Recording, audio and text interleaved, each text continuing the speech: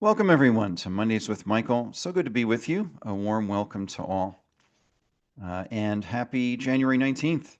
We're coming up next week, actually, to our 300th show, which is pretty exciting and really looking forward to that. We've got two wonderful guests with us next week for our 300th show. And if you haven't been with us before, a warm welcome. This is an offering of the Gaeta Institute. Our motto here is with the clinic is nature first, drugs last. And so we do events like this and health professional and public training programs in natural health to advance that aim of helping co-create with you a culture of nature first, drugs last. So welcome to show number 299. For this January 19th. We are delighted to have you with us. We're streaming to about 10 different platforms and pages, so we'd love to hear from you. If you'd like to introduce yourself, let us know who you are, where you're calling from. If you're on our Zoom link or on our watch page, we'd love to hear your questions as well as updates and anything you've come across that you would like to share with us this week. It's always great when the community shares updates from the field. And in our two areas of consideration, which is natural health and health freedom. So I am super delighted to be welcoming back to the show a frequent and regular guest, one of my favorite people in general. We have with us Dr. Clinton Ohlers. Back to the show. Many of you know Dr. Ohlers and the wonderful work he's doing with the safe blood donation. We're going to get some updates on that today. And this is our topic for today is we have an important update on safe blood and how that whole thing is going. It's been a growing global movement, in part, large part, thanks to Dr. Ohlers doing an amazing job. As you know, he is if you've seen him before, you know he's a historian, theologian, professor, journalist, and the U.S. representative for a global organization, very important organization, given the utter carnage we're seeing with vaccinated blood and the COVID shots in general. So you can learn more while we're going through today at safeblood.com. For folks who are not as familiar with Dr. Ohlers, he is the U.S. Representative and Director of Media Relations for Safe Blood Donation. He earned his PhD from the August University of Pennsylvania, where he focused on the history of science and served as a lecturer on science and religion. He also held a postdoctoral fellowship with the Templeton-funded Creation Project at the Carl Henry Center for Theological Understanding at Trinity Divinity School. He also taught as an assistant research professor at the University of Hong Kong. And actually, as he shared with us before, he was there when the whole COVID pandemic, scamdemic began. That was kind of a big hubbub. He writes as an investigative editor for the Free Press Media Group and his flagship publication, worldtribune.com. He's co-host of the Broken Truth webcast, which I've been honored to be a guest on with journalist and filmmaker John Davidson. Now, last he was working on a piece with Dr. James Thorpe, and I'd love to hear the update on that as well, how that piece is coming along. So, in any event, let us give a warm Mondays with Michael welcome to the let's see, endlessly wonderful Dr. Clinton Ohlers, who we are just delighted to have back with us today. Clinton, my friend, so good to see you again. Thanks for being with us. Great. Well, thank you. It's a pleasure to be here. And, I'm always fond of coming on this show as Michael, this was one of the first shows I came on when we first started, when I first, Is uh, that y- right? yeah, I think I done a few, a handful of others, but I think Sure. this is maybe the fourth or the fifth, just enough Oh, that, wow. that I'd cut my teeth a little bit Yeah, and, good. could give you hopefully some great content. But, Well, now um, you've done like hundreds at this point. I mean, you've yeah, been I've done everywhere. right. I've done a lot now, but I've always appreciated how important it's been to you to get the word out on Yes. the on the need for what we're doing. Yes. Not because we're doing it, but because it's absolutely essential that people protect Mm. themselves if they're going in for transfusions. As Yes. long as the risk is above zero, and it's well above zero, of Right. getting injury from the mRNA vaccines, Mm. and they're now we're finding there are extra components that they shouldn't have had, Yes. like the DNA used to form the mRNA, and of course Pfizer adding SV40 in there. Yep. I just saw a pie chart. I believe I just retweeted it. I wish I had it right here at hand, but it Sure, was a sure. pie chart of the breakdown now of this big study of from OncoTarget. Oh, I just cited it in a Substack we're putting up, so okay. people will be able to access it there. But the when you look at the pie chart of what's causing the cancers, there's Right. a huge among these COVID vaccines. To Mm. 25% is Moderna, but roughly 50 or 55% are Pfizer, Mm. which was absolutely predictable, right? Wow. It's predictable because they didn't clean up at all that Mm. DNA that was left in there.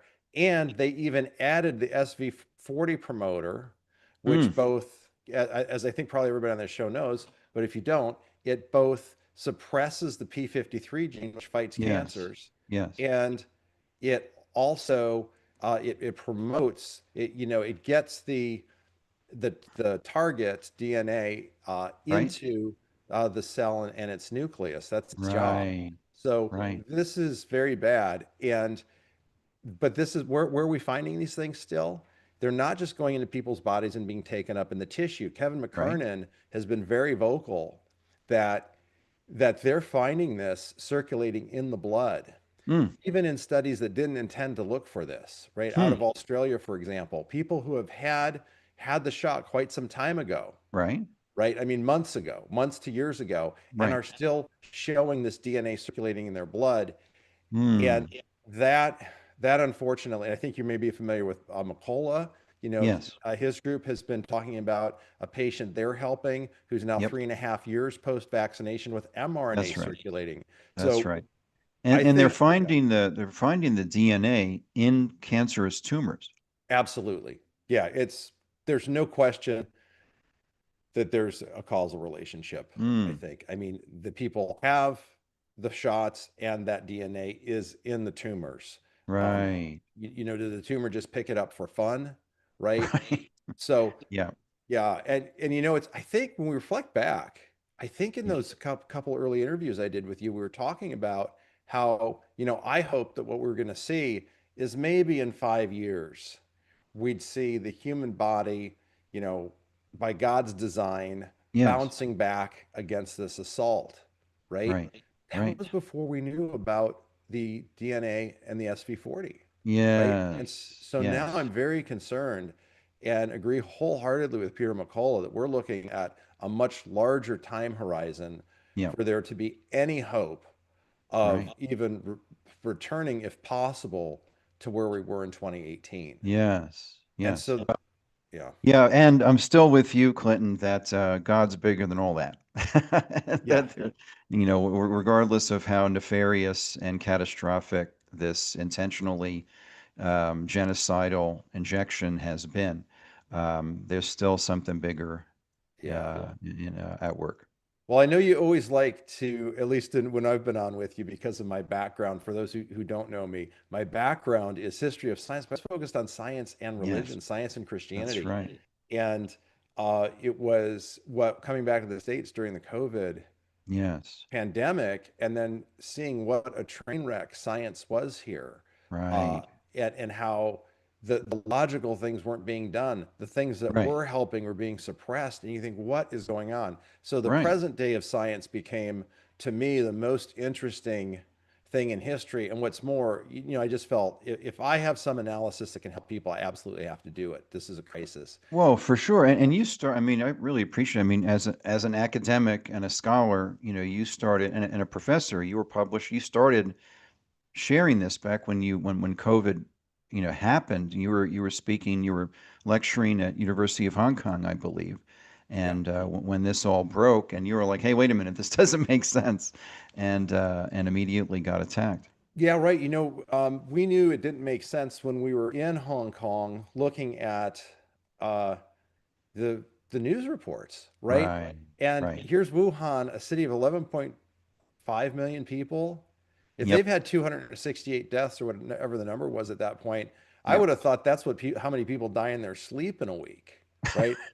I mean, and it's a polluted city. It's very Right, polluted. right.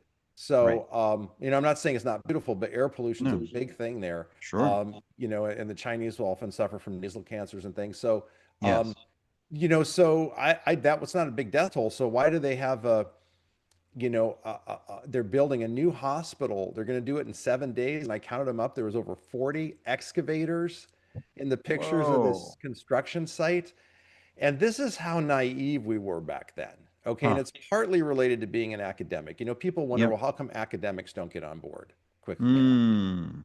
It's because academics live in a world where they know a ton about their specialty.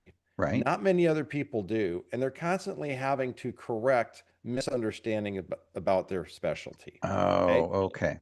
They're Okay. constantly have to correct the layperson's misunderstanding or some rumor or something that went viral, right? Right. So they expect that. The Hmm. second thing, and this is even probably more important, Hmm. is that, or equally important at least, is that everyone around you is so much more knowledgeable in their field than Hmm. you could ever hope to be.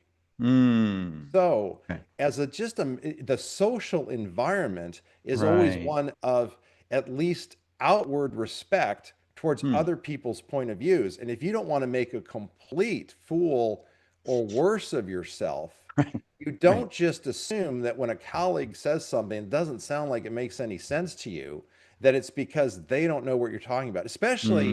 especially if you're at a top-notch university like the University of Hong Kong or elsewhere, Yes. right? Now, Right. there's another caveat. That does not mean I have not heard some really ridiculous things out of the mouths of academics who are Ivy Right. League educated and things that you wouldn't Yes. even tolerate from, a freshman on a term paper. Bad, but it's always outside their area of expertise. Understand? It's Hmm. when they pick up the narrative on politics, the narrative on this, Right. then it's embarrassing to watch how they Hmm. will drop to such an inferior level. Right. But you don't want to, it's one thing to be picking up the narrative everybody expects and just be done because Right. nobody else knows it. Right. But to offend a colleague by suggesting that what they're saying doesn't make sense in their Hmm. field, you just don't Right. do it. So what you do Right. is this. You say, okay, this doesn't make sense to me. Therefore, I must not know something. This is an opportunity, Okay. right? It's an opportunity for me to Yes. get educated, Yes. okay? And if I want to pursue it. And Right.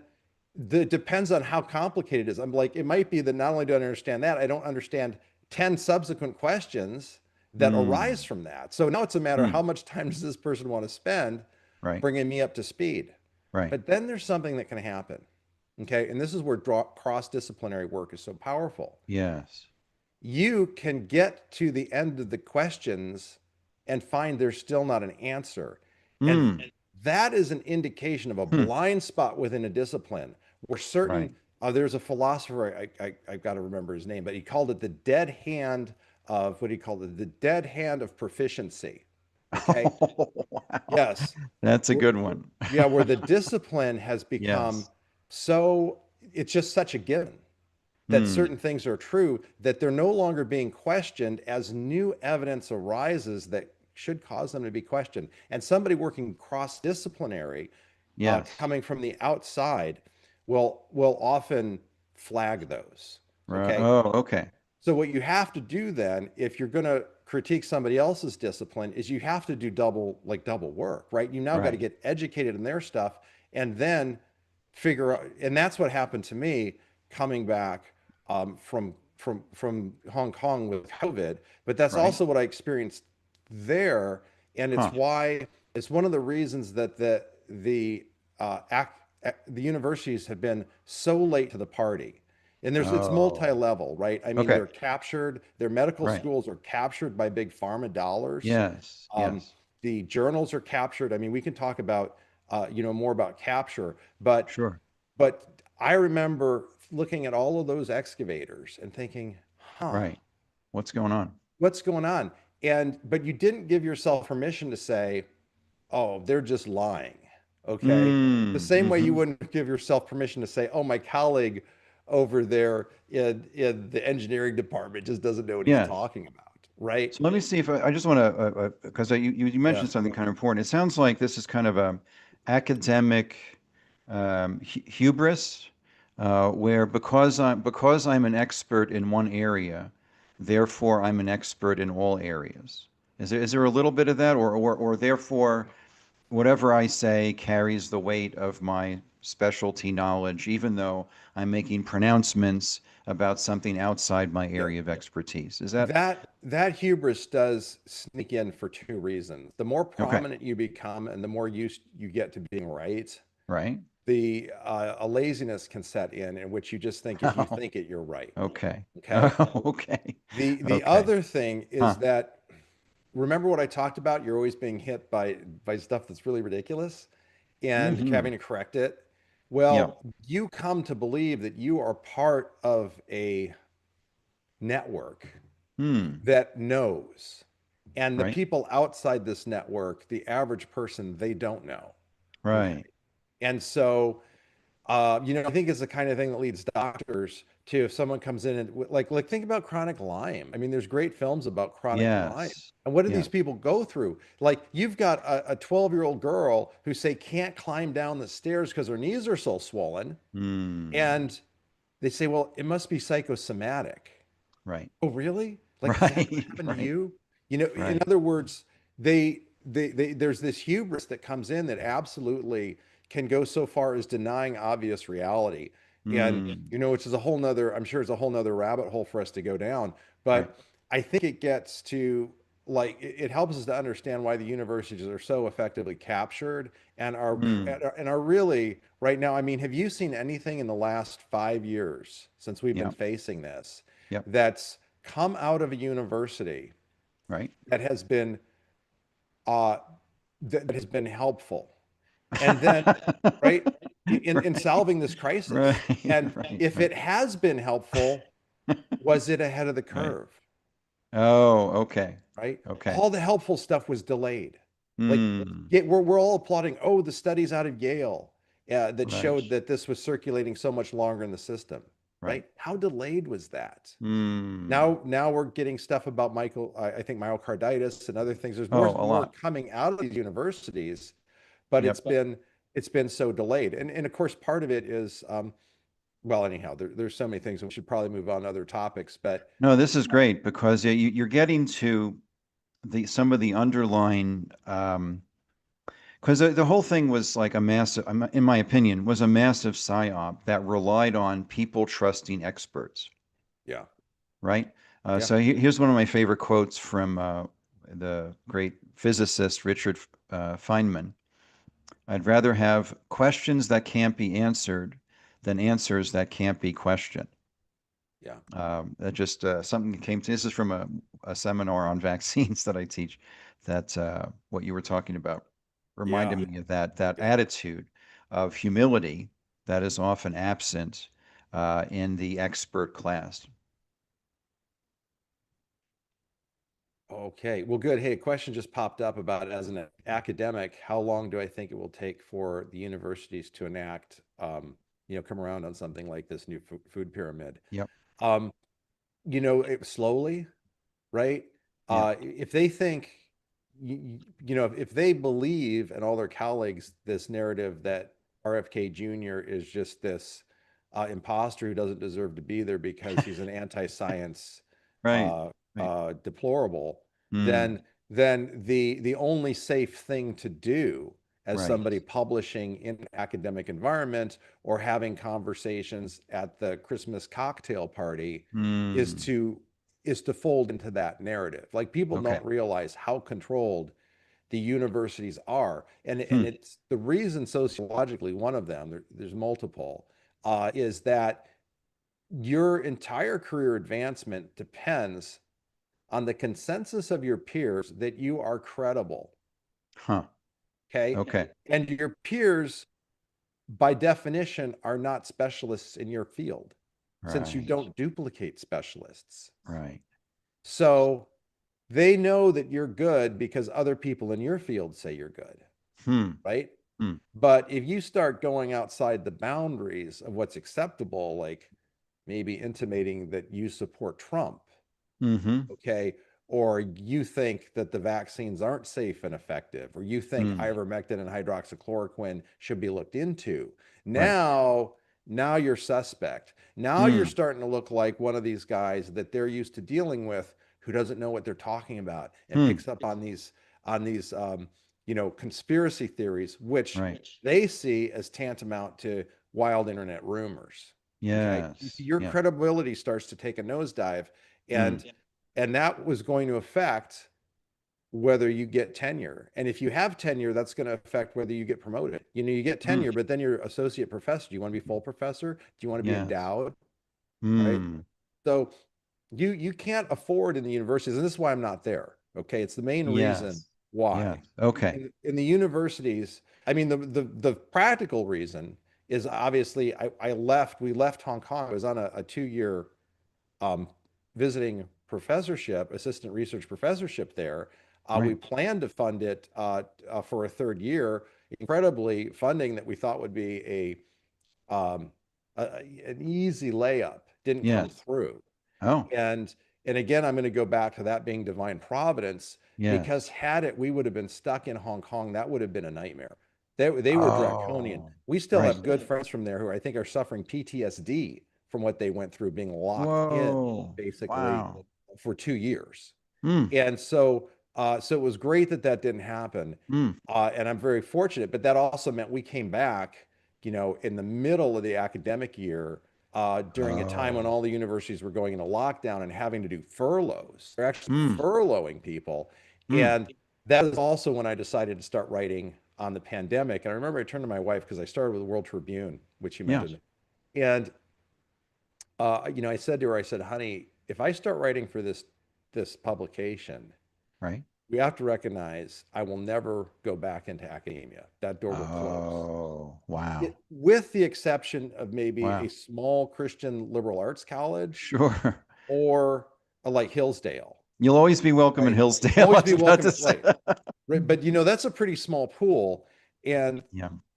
so and then it also is, then there's all these financial Yeah. questions of it, right? So that's what I said. And she said to Mm. me, she said, Clinton, I want you to do it Mm. because you're going to be so much happier, Good right? wife. Well done. Yeah, I really appreciate that, because that was the start of the trip down the rabbit hole. Um, Yes. and so, but, Well, so but how was yeah, that for you? Because you had a pretty well-worn path you could have followed, right?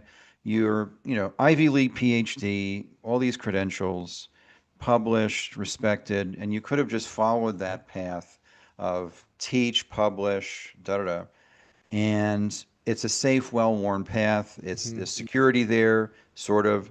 And what was that like to let that go? I mean, having spent, quite a bit, to get to that place, to let that go and go into this basically unknown Yeah. area, unknown path, the Yeah, road that's a less that's a traveled. really great question.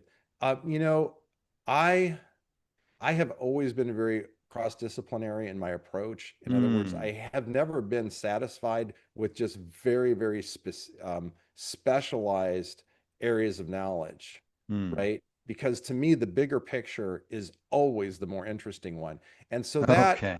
I think in some ways, I wasn't a perfect fit, Mm, right? Uh, because now I could have done specialized research, and there's still some that I'd like to bring to light when I have time.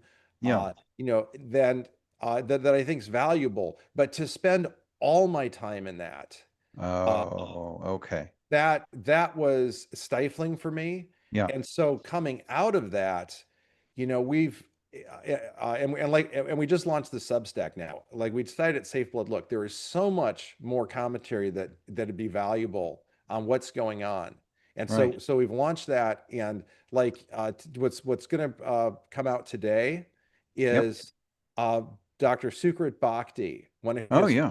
He's I was awesome. at, yeah, he was when I asked George, who founded Safe Blood, who should I look at to get really up to speed on? I'd already written Hmm. extensively on the pandemic, on the Yes. vaccine, on hydroxychloroquine and ivermectin, Right. but Right.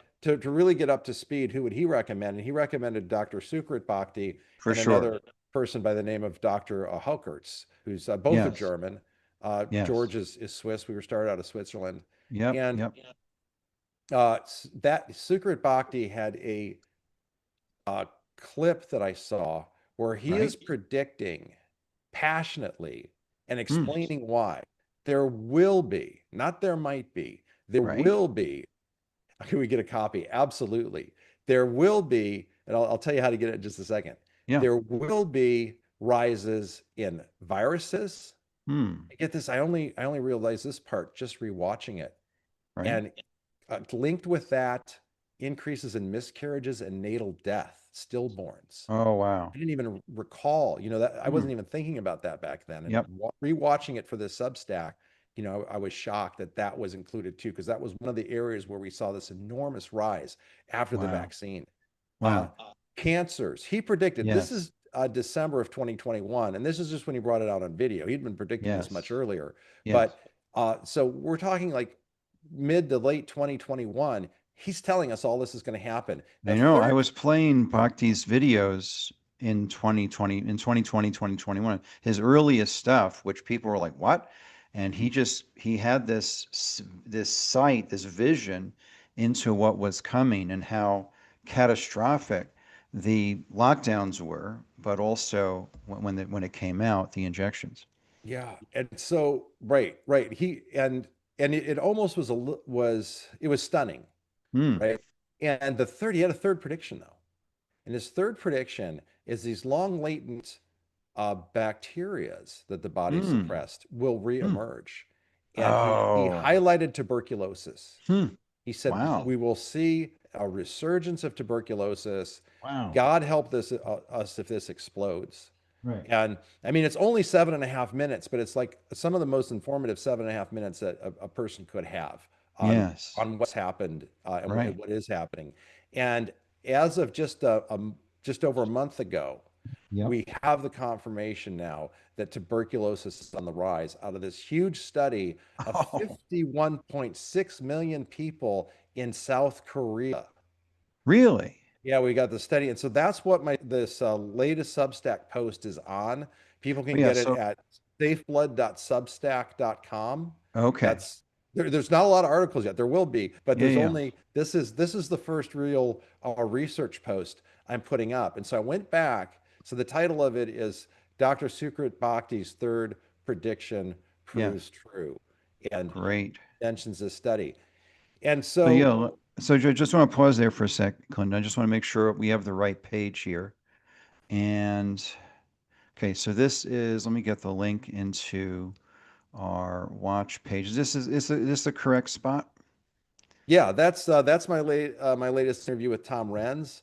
Here. Um, Oh, Tom Renz. Yes. yeah, I can. Here it is. Okay. I'd So, probably we've have got, to share my own screen to show it to you. It's coming soon. See it as there and coming soon if you expand. yeah. Oh, okay. Um, and Great. Okay, good. right, And then, probably I was yeah right. I mean it should literally it could go up while we're talking. So oh, wow. somebody's Okay. working on just getting it up, but they got to link it with all their other social media Yeah. and And right. then That's the Clinton, goal. you mentioned when you came on something you put, which page are we looking at on X? Is it Safe Blood? Is it you? Yeah, Um, there's going to be more with me, right? uh, but primarily at our main outreach other than podcasts has been X. So So people where do we, going to is this the right spot? at safe_blood3. Got it. Okay. And Yep. if just reposting our tweets and things really helps. That's great. The Substack is free for now, and there will always be a free component. But Sure. if you join as a actually paying subscribe member, Yeah. the at the current fee price that it is. I don't know if we'll do a lower membership Yep. and then have the one that's currently the price it is, but also, but that will get you actually an automatic Safe Blood membership too. So, Oh, okay. um, Great. and then of course, if you are a Safe Blood member, you automatically have access to the Substack. For Right. now, for this first month or so, we're just, we're putting it all out free. Sure, But sure. let me then talk about how what this post that I put up Yeah. became interdisciplinary, right? Mm. I thought it was going to be a slam dunk. Okay, a Yeah. slam dunk history of medical science. Oh, Easy yeah. That's your peasy. specialty. Yeah. Right, exactly. I've got the outstanding video from Sukrit Bhakti. Now this is personally, this is close to my heart. I've been waiting 3 years for this prediction to come true. Because in Mm. science, right, we use the hypothetical deductive model. You Right. look at the evidence that you're able to observe, put together a hypothesis of why it's functioning the way it is. And if that hypothesis is right, certain things must follow. You Mm. deduce, right? You use Right. deductive reasoning to figure out what has to follow if this is true. Oh, and And as Clint, just as a yeah, review for listeners, deductive, inductive. yeah, actually, it should be called in the inducto hypothetical deductive Okay. model, right? Because it Just starts with differentiate induction. those two if you could. Yeah, and this is something that historians of science and stuff overlook badly. Yep. It begins with induction, all right? You don't just randomly, willy-nilly create a hypothesis. Right. Okay, and Right. Einstein, they'll quote Einstein. They'll say, Einstein said the theory is what allows you to see. Yes, it is, because the theory allows you to make the predictions. And if that theory is right, you're going to be seeing into the future. And this is what Bhakti did. He saw into the Mm. future. Okay, Mm. but not every theory is going to do that. A bad theory won't. What makes for a bad theory? A bad theory is one detached from the actual reality of what's going on, based on bad observations, false information, like the theory that the vaccine was safe and effective. Right. How have predictions based on that gone? Right. Right? How has that been for so many people that I interact with daily who are vaccine injured? They Mm. bet their health and their welfare, and many of them their lives that they lost, Mm. on the prediction, on the deduction of what you could do from the theory Mm. that the vaccine was safe and effective. And of course, we know that was based on false data. So you've got to do your Mm. inductive work ahead of time and absorb all of the available data, all of the understanding of how these things function together and Right. operate systemically, and then you can predict. And that's Right. what Bhakti did. And Yes. I say in the article that he predicted what was going to happen with viruses, cancers, and tuberculosis in the Mm. same kind of way that we predict effectively what happens to the skeletal system if you jump uh, unsupported and in free fall from a 3-story building, right? Mm. Yeah. We don't need a randomized controlled double-blind placebo trial funded by Pfizer to tell Right. us Right. this, right? Right. Because we understand how the components function and therefore what Yes. must happen. At the same time, naturally, we do, these studies and things help, but, Pierre Corey and I think Dr. Paul Merrick pointed out that it really doesn't happen that double-blind randomized placebo control trials, call them the gold standard of science, call them true Right. definition of data, Right. actually really overturn well done observational studies. Hmm. Okay. Hmm. Um, Especially multiple observational studies that have Hmm. reconfirmed each other. You don't just open up a trial and overturn that, except Right. under certain conditions, actually, which we'll get to. Hmm. Which is So, if you misdesign the trial in order to overcome the truth of the observational studies, which happens mm. sadly now all the time. Oh, wow. Wow. And that's the So I just next want, part of this article. Yeah. well, that's great. I just want to make sure I got the right. I'm looking for the correct study out of South Korea, tuberculosis. I don't know if this is the correct one. Um, let's see. Uh, You don't know the No, name of not the. on cancer. Oh yeah, I got it right here on my screen. Oh, okay. Yeah, My you only could problem share is I've screen got so if you many like. screens open. So it's in PubMed, and you Okay. want me just to drop the DOI in the chat? That would be great. That would be There great. we And then I'll go. pull it up for folks. Yeah, That's that'd how be we great. do it. Thank you. But he Yeah. predicted that. Wow. Yeah. Now here's what's fascinating. So okay, let me just drop that in the chat for you. Sure. So I thought this. So it was Nicholas Holscher Right. right? Oh, yeah. I quote him every week. Oh, I know. Right. I can't stop retweeting his tweets. And Exactly. um, so here's the link to the article. Thank you. So he did this. He was on Brandon House, and there's this great clip, which I've tweeted, which is in the article, of him explaining this study. Hmm. So, so this is going to be an easy post, right? I explain the background. I explain who uh, Bhakti is. You know, the Right. article, the quote, why it's these things are happening, and then boom, we go to Nick's post, and then we're Yep. done, right? So I'm telling my media assistant, Yes. right, who has been very helpful and just joined us out of the goodness of her heart. Uh, all I need to do is proof this, and it's going up. Oh, Hmm. and one more thing, I just got to look at the study to make sure Holster's right. Yeah.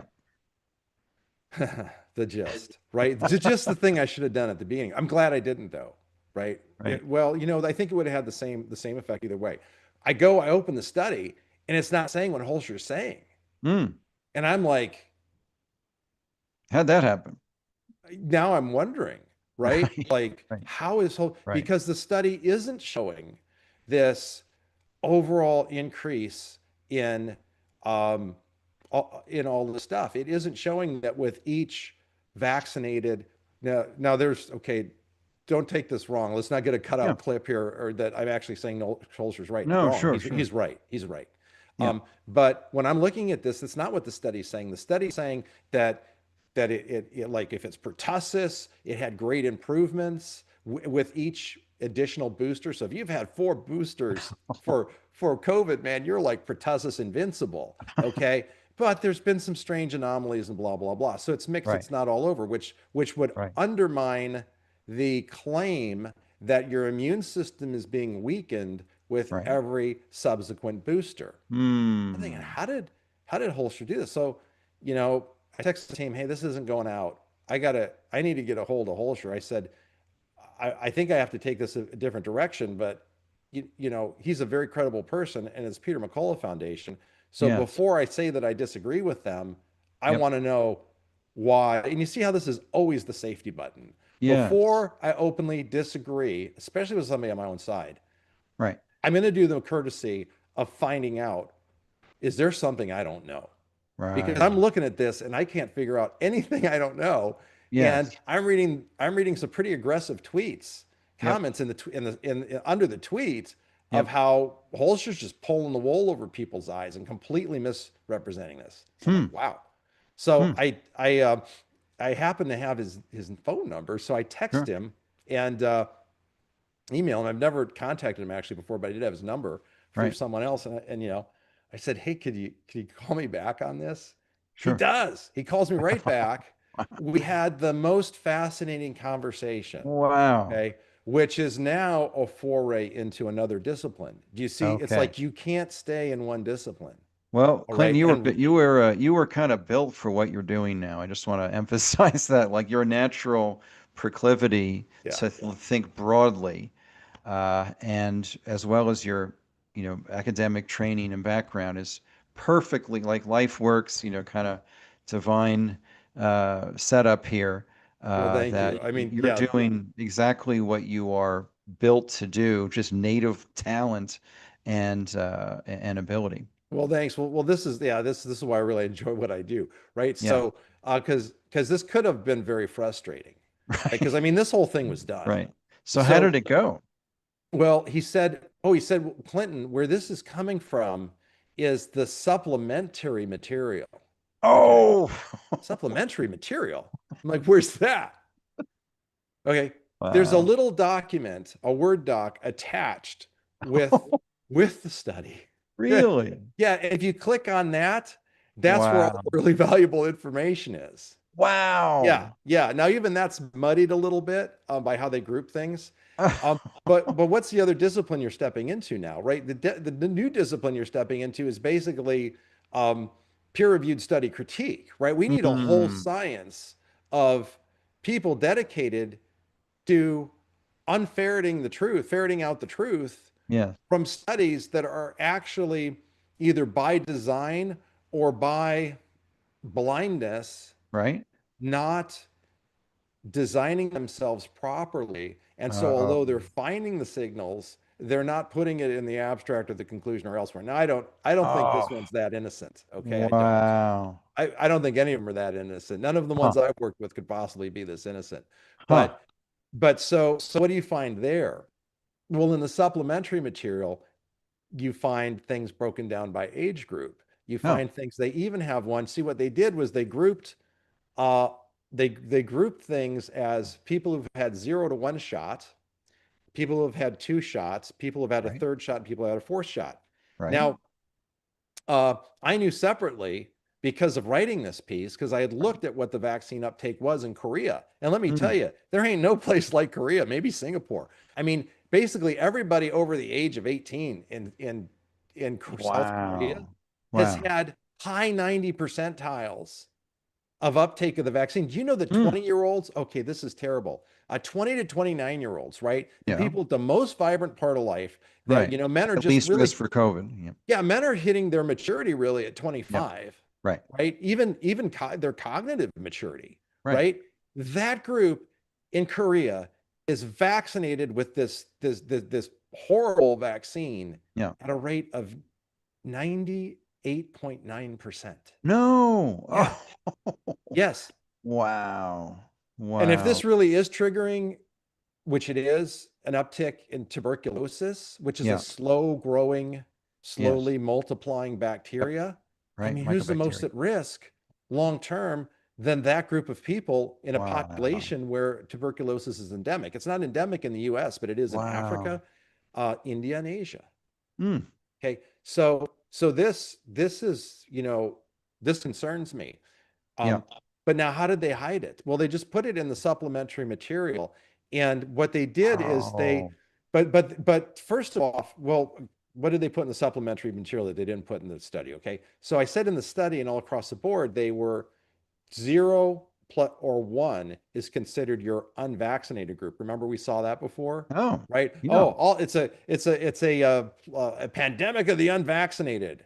Oh, you mean like people who got 1 shot? But the problem with the immune Wow. system, right, as Bhakti's pointed out, is like your immune system breakdown starts with 1 shot. So Yeah. if you group in everybody who's unvaccinated with people who have 1 shot, you're actually talking about a vaccinated group, Oh. right? Wow. In terms of the immune system, which Mm. is what this study is pertains to, Yeah. right? But worse, if you've got a country with 98, ranging from, I kid you, all Mm. adults.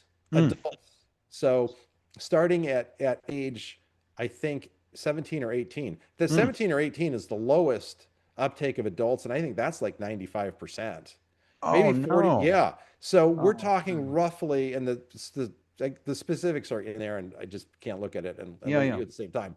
Yeah. But it's somewhere between 95 to 98.9% among all Oh. adult age groups. Okay. Okay. Clinton, you worked in Asia. You were in Hong Kong. What's up with that? Like, what's the Oh, wow, cultural, that's fascinating. societal? Like, why? Let me, I belabored this so much, I better bring in the punchline before we move on to Okay. that Okay. punchline. Okay. The I got. punchline is, doesn't everybody know that if you've got that kind of imbalance Yes. in the unvaccinated versus the vaccinated, that if you group them together, you've now erased the signal of the Oh. unvaccinated. Wow. And they would have erased it if they didn't just happen to have one table, table 3, which, I recreate the Sure. relevant parts for tuberculosis in Yeah. it's in the article. Sure. There, they did do people who had 0 vaccines and Oh. then the boosters. And Oh. there, when they separate out the vaccinated, Right. which for some reason they didn't choose to write about in the article or include, Oh. except in the supplementary material, there you see it. Oh. Uh, Wow. Tuberculosis among people who have been vaccinated and had COVID Right. compared to the unvaccinated who have COVID, which is interesting because we're talking about people with um, less robust, more normal immune systems than the Hmm. people who just sort of avoided Yeah. it altogether, Right. right? There, every single shot has a increase in the uptick of tuberculosis. And yeah, And that's only Wow. 2 to 3 years after having the shot. Oh, wow. Yeah. Up Wow. to, if you've had the fourth booster, you're now got 35% greater likelihood. Wow. Yeah. Well, hey, good on you for not just, taking the study at face value, talking to Nick, finding out how they cook the book, so to speak. I appreciate your Yeah. deeper dive. It would have been very easy just say, hey, Nick got it wrong. Here's why. And, I appreciate how you approach that because Well, then thanks. you, It's yeah. my superpower and my curse, right? Because once the question Okay. enters my mind, I literally, you can't let it go. So, Yes. so every Well, now and then there's some questions that enter my mind that I really should let go and a waste of time. But, sure, sure. but that's the risk. You don't know what's going to be the waste of time and what's going to be Wow. the gold vein in the mine until you look into it. So, Yeah. I'm grateful I'm wired up that way. But Yeah. but your question about Asia. Yeah, Asia is very interesting because it's a very compliant culture and it's a Mm, very um it's not individualistic in the way that we are. And right. it doesn't I idealize individualism the way that we Mm, do, probably right. more now with exposure to the West. But I mean, just to Right. give you an example of the Huh. communal nature of identity in Asia, Right. we say, "Oh, it's Michael Gaeta and Clinton Ohlers." Right. They say it's Gaeta Michael and Ohlers Clinton. Oh, right. Right? See, Right. I'm defined by my relationship to the group Mm, first, and only yes. by my individualness within that group Huh. second. Okay. Okay. Even to the point of naming. All right. Yes. And with that comes great conformity to the group. Okay. Mm, So, and with that comes great, so they've talked about, for example, I have friends who are missionaries in Japan, and we have fascinating conversations about that. I love Japan, love the Japanese. yeah. We got to visit it briefly on our way, out of Hong Kong on the front end of the pandemic. Um, but people who have tried to bring Christianity to Japan will Mm. say, in Japan, it would probably be easier to convert an entire town, okay, to Christianity than one individual. Right? Because Wow. Huh. if the community did it, then the Yeah. individuals would want to, right? Huh. Okay. In other Wow. words, now, this is a A separate topic. culture I of mean, late adopters. yeah, I do believe that the reality of a person converting to faith is individual, right? Right. But you see, the social pressure against is very high because of Wow. this element. So now the other one is rule following. Huh. Rule Okay. following, so I got some stories for you. Yeah. So rule following that we experience in Hong Kong goes to the level of the bizarre in the mind of the Westerner. So, and this isn't really a criticism of the Right. people, Right. You're just an because observation. they do also then have workarounds. Yes. But as a Westerner, there's times you're just not going to believe what's going on. And it can be very unproductive. And Okay. obviously, I'm going to say in this case it was, and harmful. I mean, I just Right. reposted a tweet on all of the 5 million fatal heart attacks in China. Oh, Okay. Yeah, there's something new on that. I haven't done the deep dive on it, but I just did wow. retweet it.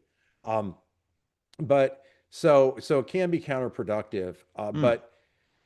But like to give you a couple examples, the so my advisor at the University of Hong Kong, he said he was trying to help me understand this Yeah. because it's bizarre to Westerners. Well, Westerners thinks, okay, what's the principle behind this rule?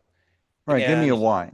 yeah, give me a why, give me the principle. Can we maintain the principle and the why and get around this technicality? And we Right. do, and that allows us to move fast, allows us to be efficient. Right. Right. Okay, Right. allows us to be very creative. Okay, Yes. the in Asia they say, what is the letter of the law? And is there any way to interpret the letter of the law such that if I do this, I could be guilty? Okay, I could be interpreted as breaking the law. So they will Wow. take the least risk averse um, approach. So Mm. let me give you an example. Um, Parking spaces, Yeah. very limited in Hong Kong. So my advisor says, Okay. Clint, let me tell you the story to help you understand this. He says, when I moved into our new apartment, Mm, which is great. He's tenured at the University of Hong Kong. mm. They're well paid. They get this very nice uh, housing. But originally American. British origin. Oh, British, originally British, Yeah, but he he's Hong Kong descent. Um, but and raised in well, England. raised, educated in Great Britain. His father actually is a pastor of a large church there, Oh, and so he says, "Let me explain this to you." So I move into my apartment, and the that I've got this great parking situation because I've got one of these elevator parking, so I can park two cars in one spot because it rises. I drive it in, it huh? drops. It was Tesla. He drives his Tesla into that. Sure, Like this sure. is life. And so he says, but the neighbor was jealous. Mm. Neighbors were annoyed that the previous owner had pulled this off because everybody's only allowed one parking spot. The way the contracts and the laws are written is you get one parking spot. So they Yeah. take it to court. Oh, You know what the judge rules? The judge looks at it and he says, well, technically, since you're able to park two cars in this one spot, you have two parking spots. Therefore, you're going to have to dig it up, remove the machinery, dispose of it, fill the hole back in, and repave it so that you have one parking spot. Yeah. Like, wow. would that ever, that's just like, you can't make that up here. Right. In the West, I mean, that wouldn't No. even pass as that'd be a form but there was a type of fictional form that would go to the bazaar. I forgot what it's called. That's what it would be. And, Right. we saw Wow. this in other ways. My daughter had swimming lessons and my wife was pregnant with one and had another in the in the stroller, and she Yeah. wants to observe the swimming lesson. So, but this is the way they'll also find workaround. They didn't find a workaround in that case, unfortunately, but with my Mm. my advisor's parking spots. Wow. And of course, it cost them a significant amount of Oh, money, for right? You sure. just don't just do that cheaply. No. But yeah, so my wife, so what she's got a stroller, and in Hong Kong, there's always these. As you go into any pool, every building has a pool. People really use them. If You got to walk under this strip of metal, like Mm. think of a shower head that instead of being round is made straight, so that there's Sure. single drops that just drop down Yeah. like a light rain. Yes. And you walk through, you get hit by maybe 5 or 6 drops. Okay. Yeah. So, and then there's a foot bath. So what you're walking on as you enter this pool area coming out Yeah. of the locker room is you're going to enter a low area so that your feet get washed as you go through. Oh, okay. You're supposed to enter this, to go through this, to go into the pool, Right. which of course itself is a technicality because, okay, you wash your feet a little bit, but you have not showered. And Right. Right. so my wife, she's not going to push our stroller through this puddle and get everything wet. So what she does is she gets uh, the, uh, the lifeguards to open the side door to the pool so she can go in through the workout facility and then Sure. go in the pool and watch her daughter get lessons. Yeah. Till the building manager finds out that this violation of the law is occurring under her watch. So she shows up the next week at the door and blocks my wife. Okay. You cannot go in this door. Now there's a door right there. Yeah. Like Yeah. they, Yeah. they made the door for a reason, but apparently it's not to enter the pool. And Oh. she's like, well, why? She's like, because you're not allowed to enter the pool without doing. She's like, I'm not entering the pool. I'm entering the pool deck. I mean, look, I'm fully dressed and I've got an infant, right, in a stroller. And she Wow. says, the rule is to enter the pool. So she's not going to interpret pool in a spirit of law sense. She's going to Wow. interpret it in the most broadest sense with which she cannot be held responsible for having allowed somebody on her watch to violate this rule. Oh. Okay. So pool now means the whole area encased by this room. So Wow. my wife is so annoyed. Yeah. Sure. And the Sure. woman says, I'll let you in this one time, but next week this can't happen. So she Wow. comes back. She's like, I'm not doing this. Right. So next week, my wife, being my wife, decides she's going to try it again. But the Chinese, being the Chinese, are there to meet her. So she So shows up. This is in Hong This is in Kong. Hong Kong. Yeah, Okay. this is in retrospect, it's just hilarious. So she, especially if you know my wife, so she shows up with the stroller and the baby, not going to put up with this, Yeah. and the manager comes armed and ready, right? And what's she armed with? She armed with an umbrella. It's like, why is this woman carrying an umbrella? So you see, like the woman didn't really want to be against her and didn't really Okay. want to create a conflict. She Right. just felt that she had to. She could be held by the everything rolls Powers that be. downhill. Here the buck always goes up, Yeah. right? So if you get away with it, well, your supervisor is kind of responsible for letting you get Sure. away with it. There, if anything happens, it goes down, and whoever was the one that allowed this rule to be broken, they're the one that's held accountable. Hmm. So they're very, so but she doesn't want to create conflicts. She shows up with this umbrella, Yeah. and and they get in an argument, and my wife's talking about how this makes absolutely no sense, and she says, look, you can't do it, but here's what I've got for you. I've got a solution. Here's the umbrella. Just take your shoes off, and when you push the stroller through the foot bath and the shower head, hold this up so then you won't get yourself or the baby wet. Wow. Now, having been there, my heart just melted hearing this because Yeah. I loved Asian culture. We would have never left. I Sure. loved the Chinese and the Cantonese, but this just Yes. shows how they try. It's just so culturally different, but they Wow. care and they're going to try and come up with a solution for you. So that's what she had to do. She Wow. was fit to be tied, right? She had to take this umbrella and go under. So now she had fulfilled the letter of the law. She Wow. had entering the pool, gone through the shower and foot bath. Hence the 99% vaccination rate. Yeah, exactly. But you can see how hard it is just to even explain this. I mean, these are fun Wow. stories, but Yeah. to Yeah. Yeah. explain the mindset requires a whole like new understanding, right? So yeah, so Singapore, Hong Kong, South Korea, China, it doesn't surprise me Mm. at all that they had these enormously high percentiles. And then of course they Right. used scare tactics too of Right. like I asked a friend who was still in Hong Kong, like, what's it like? They're like, well, I mean, if you're unvaccinated, you're a pariah, right? You're like, you do not care about killing grandma. I Mm. mean, who would do that? Mm. Yeah. So in that Wow. context, the propaganda is extraordinarily powerful. Yes. Yes. Wow. Amazing. Huh. Okay. Well, that's an eye opener. And I'm just looking here, Clinton. You mentioned you had reposted something on X. I just want to see where it went. Was it here or on Safe Blood No, or? you'd be under safe blood. Yep. Um, I can just only handle so many social media at once. No, So of I've really, course, of really course. pushed safe blood. Um, yeah, that's it right there Oh, with here the it is. cancer in China. This guy right here. Yeah. Oh, wow. 5 million heart attack deaths. Yeah. Wow. Wow. That's incredible. Let me put this up for people. Wow.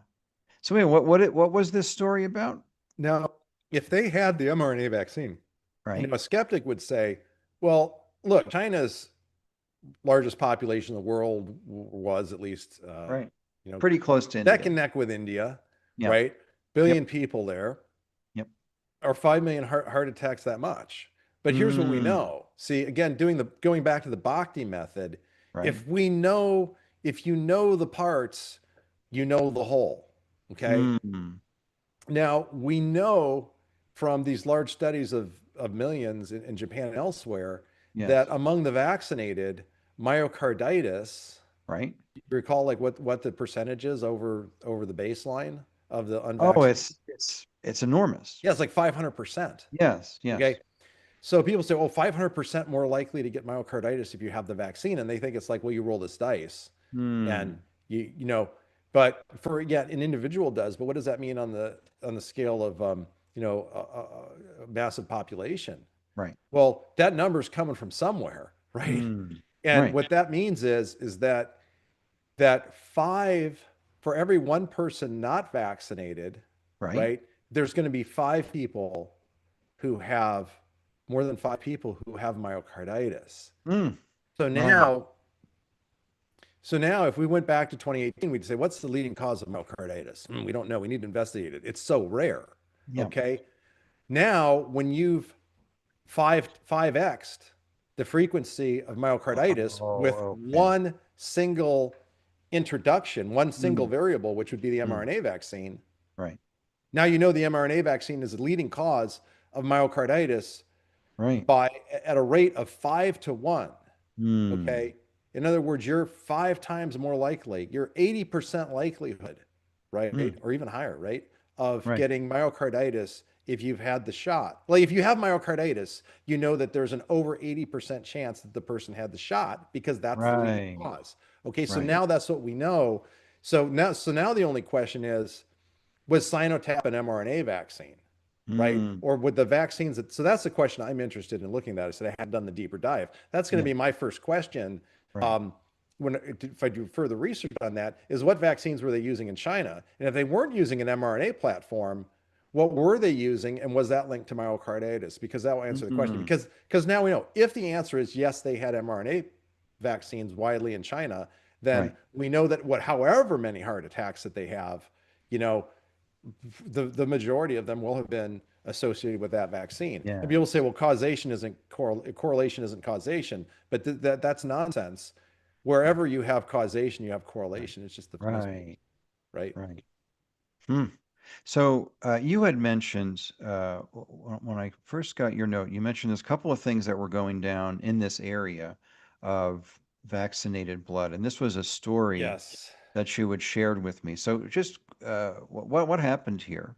Okay, so this is let's see, I've got to see which post you've got there. We so what yeah, so what's so interesting is that I got started in all this in hydroxychloroquine, looking at how they Yes, suppressed in the Big JAMA study 100%. that put the nail in the coffin. This was the one that preceded the fraudulent Lancet studies. This is even Right, right. earlier on. Uh, they killed hydroxychloroquine in the eyes of the doctors and the public with this, I'm going to now say fraudulent study that Yes. hid the signal. Okay. Oh, And 100%. so now we just talked about how this study out of Korea looks that it appered to hide the signal. Yet Mm, we can thank Holscher for ferreting that out for us yeah. and bringing it to light.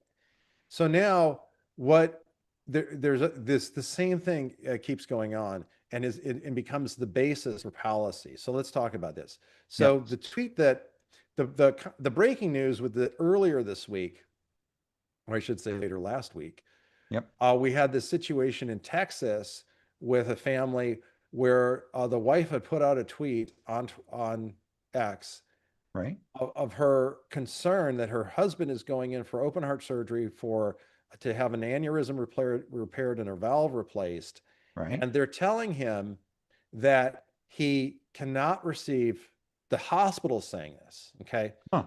not the blood bank. The blood bank saying Right. if you want to do a directed donation, or Right. if he wants to use his own blood, that's fine with us. Right. Okay. So, but what they have for him is his wife is a universal donor. Okay. Right. Family members have also stepped up and said, who are matches, and said, we'll provide blood if we need to. Sure. Okay. Um, However, the hospital says, well, that's not our policy, Oh. and won't let him do it. So Hmm. she's desperately concerned that her husband is going to get vaccinated blood if transfused. And they Hmm. said, well, can he use his own blood? And Yeah. apparently it wasn't a timing issue. You can give your own blood up to a certain period of time, but you can't do Sure. it too soon because then you don't replenish. So Right. apparently it wasn't that. They're just saying, no, our policy is not to do this. We're Hmm. not doing it. We don't care. Wow. Okay. Now the end of this story is going to get a little bit Byzantine, like the umbrella in the Yeah. footbath. Right. Right. Right. Um, and it's going to get just as bad as the other with the hiding of the signal. Hmm. Um, but so anyhow, Mary Talley Bowden jumped in and really Oh, ferreted great. out the uh, the source of this policy. But before I get to that, what I am going to say is we did find a solution for her. Okay, Hmm. which is everybody should know about. It's called auto transfusion. It's called the cell saver system. Hmm. So in situations where you have enough lead time to request it, because it is something you have to schedule, you can ask for this machine that Right. will recirculate your own blood. Oh. Okay? So, and this is the Byzantine part, right? So Hmm. the hospital has said, well, we'll do that. So wait a Hmm. second. You will recycle his own blood on the spot, Hmm. but you won't allow him to donate it to himself ahead of time, Hmm. right? Okay, that's so now, unless it's a timing thing, in which case it would make sense. But again, I don't Right. think it's that, Right. as I understand. Um, so In other words, that wasn't the objection they gave her. So, Hmm. but it's so it doesn't make sense. The other Right. thing is that your own blood is going to be the safest for you. The next safest is going to be those of family members. So to have your own fresh blood or that of related family members who are matches is medically the best, right? Right. Right. It hands down. So That's the why autologous. How do you pronounce it? yeah, autologous or autologous, people Okay. pronounce it different ways. It's Right. just when Right. you donate to yourself ahead of time, you can do Yes. that up to about 40 days ahead of time. That's the maximum Okay. shelf life of blood, but Right. there's a window where it's getting older by then. Um, Right. and the other is auto transfusion, and then of course directed donation, and that's Right. what other than the educational things we're doing, like telling people about auto transfusion and like helping this woman. I mean, she's not a Safe Blood member, right? She Right. had her own people lined up, but Safe Blood exists, so the people who need it, especially if they need multiple units, can get in touch with donors who are mRNA unvaccinated, who are stepping up and saying, "I am willing to give my blood to help somebody else." So that's what Hmm. we do. And now, people can be a donor member for free, Yep. okay? Um, but to be a receiving member, there's different levels of Sure. involvement. I Yep. mean, they can be a lifetime member for $1,000, and do Yep. annual memberships, or you can do the most affordable in the immediate, in the short term sense, is the monthly membership, where Yep. there's a small sign up fee and then $10 a month. Okay. Hmm. But what I like to say is that people are willing to do that. Certainly, the people who are willing to be donor members for us are fantastic, because they're just doing this out of the goodness of their heart, Yes. and they're creating the redundancy in the system and the reach that's needed to help everyone, Mm. right? Because if Yes. if you're going in and you need 2 or 3 units, then we need to have at least 2 or 3 people in your area that are a match, Right. who are able to step Right. up, because Yes. something could happen Yep. because this is all basically just in time delivery, right? You need Right. people, then they say their contact, and they say, okay, I'll go to, and then it all works through the hospital, through the blood bank, and through the doctor. Like, we don't touch it after that. It's just Right. what we've done You're is matching people. we've Yeah. added an efficiency and an empowerment to the system, so people can hopefully get this going for them like clockwork, Right. provided they don't run into what they ran into this Texas hospital. So, So how did that go? I mean, is he good to go with? well, I'll find out. I don't think he's had his procedure yet, but Right. they said that they would take alternatives to so that he wouldn't need blood, and that they would do the cell saver. So again, it was Hmm. all taken care of, like like the umbrella in the shower head, Okay. through another route. But it shouldn't have had to happen at all. Okay, because what Right. if it could not? What if it were cancer, and they can't have that blood Right. Right. recirculating in case some of the cancers got into it? Or if this Right. person were had internal bleeding, like Del Bigtree, when I was on the high wire, he had Mm. internal bleed. Well, not internal, he had a bleeding issue, right? Mm. And but I know of plenty of cases of people with internal bleeding, and that's auto transfusion not going to do anything for you, right? Because you're bleeding Mm. out. Right. So, and he had to go all the way to Mexico, right, to Mm. get That's right. blood he was comfortable with. And Mm-hmm. so this shouldn't be happening.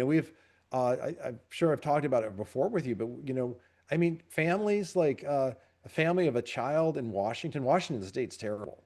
Okay, Yes. Oh not yeah, at the for sure. state government level. Well, I mean, probably that too, but Yeah.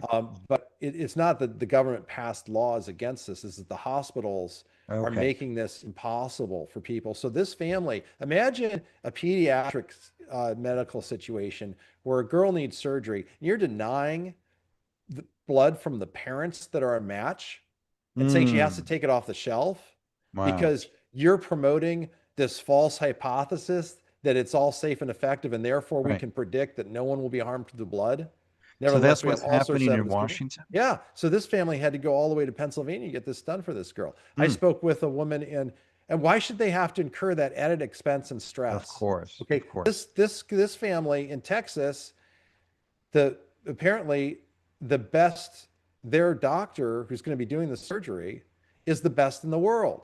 So Mm. they've got choices. If cell saver wasn't an option, then their choice would be, well, now we can't use the best in the world because we've got to go to a different hospital. Oh, We shouldn't okay. be Of choosing course. between lesser best practices, right? Right. We shouldn't Right. be choosing between lessers of two evils. We Right. should be promoting the best medical Well, solutions of across the course. board. And it is actually, I think it's medically unethical. This is huge. 100%. Unethical 100%. that, Yeah. in even a more specific way, that a doctor's decision of what is right for this patient would be overridden by Yep. an administrative Yeah. policy, That's right. and administrative policies that come from multiple organizations. Because if the hospital had said yes, but the blood bank said no, then they'd Mm. have the same problem. In this case, the blood bank says fine, but the hospital Huh. says no. So Wow. So this is, yeah, it's a travesty. Um, it is a travesty. So what's your, finger on the pulse here, Clinton? Is this kind of tyrannical, this blood tyranny, whatever you want to call it? How is this evolving? Is it changing? Is it improving? Are people standing up? Are hospitals starting to be receptive? Or is it just my way or the highway? Here's hospital well, I think policy. we're If you reaching don't the like it, tipping it's too point. bad. Yeah, I Okay, think we're reaching the tipping point, and this is why it's so important for everybody to be aware of it. Uh, and I'll talk about later yeah, things that you can actually do by way of great. getting involved with legislation. But here's the tipping point. Okay, so remember the story about the 41 excavators, and I'm Yes. like, could it be that they're lying? Oh gosh, that would be pretty. I'd be pretty going out there to say that'd be pretty bad of me to just suppose that about other. Right. So right, and then of course, now years later, it's like, well, how naive were you? Well, that's how naive we were in 2019, Yes. everyone. Right? We believed the credible authorities were acting credibly. Okay, Hmm. I believed that about the blood banks when I first entered this. Okay, Hmm. I viewed the blood industry not as an industry, but as basically a philanthropic enterprise that was Yeah, making money, right? sure. Which is fine, Yeah. but that they're there to. I mean, it's like March of Dimes. Like, how bad can March of Right. Dimes be, right? They're good people, right? So, Right. American Red Cross, these Right. blood banks, they're trying to do good. And I assumed, well, they've got a blind spot here because the power of the narrative. I mean, how many great people do you know? I mean, I have wonderful friends, okay, Hmm. who I doubt, because I haven't spoken to them in a while, because they're at other institutions and things, but I'd love to know, Right. because I doubt that even now they're awake to the Hmm. dangers of the vaccine, Wow. especially since a lot of them vaccinated their kids and did so on Facebook, right? Yes. I mean, Yes. once you're that bought in, That's right. the journey out is long and Well, it obstacle takes a laden. lot of Yeah. courage to say I was wrong, and Yeah. it affected my kid potentially. But they're wonderful people. I mean, I consider Oh, them, for sure. some of them my best friends. So, Yes. um, the uh, so I think that was kind of my attitude towards the blood banks, was Okay. that, like, like, once somebody's co-opted by the narrative, Right? it's hard to get someone out, because, right, Yes. you're really overturning their world. So, Right. but now I don't think it's that benign, Hmm. okay? Okay. Because, and there's this great book that came out, and I'm literally after this conversation, I'm going to be ordering it, listening to it, and it'll be part of a future Substack Yeah. related to this very conversation we're having, What's the in book? this situation. It's called Bad Blood. It came out in Okay. 2024. Um, and it's on Amazon, and I'll Got grab it. the author here in a Yeah, second. I've Oh, you got got the it link already? here. Okay, there Yep. we go. Yep. All right. Well, look at you multitasking. Uh, So, uh, but it's really about blood as a business. Okay, and then we've Hmm. also got Artie McCary. Let's see if this probably Oh, not yeah. because of my. Okay, sorry about that. Blind Spots, Yep. aptly titled given what my camera is doing. Blind Spots by Right. Marty Sure. McCary. Chapter Sure. 6, okay, is about the AIDS crisis in the 80s, which is, Hmm. that's just prologue for what's happening now. It Hmm. was the same thing then. The, doctors, early doctors like the Peter McCulloughs and Pierre Coreys, Yes. and the Merricks of the time, they uh, were they were out in front and said, "Look, with this AIDS crisis, it's going to affect blood transfusions. We don't want to be giving our Hmm. patients as much blood transfusions. We should only absolutely necessary to try and limit Right. this, because we Well, don't want what's to be Macari's exposed." book again? It's called Blind Spots, Blind Spots. Yep.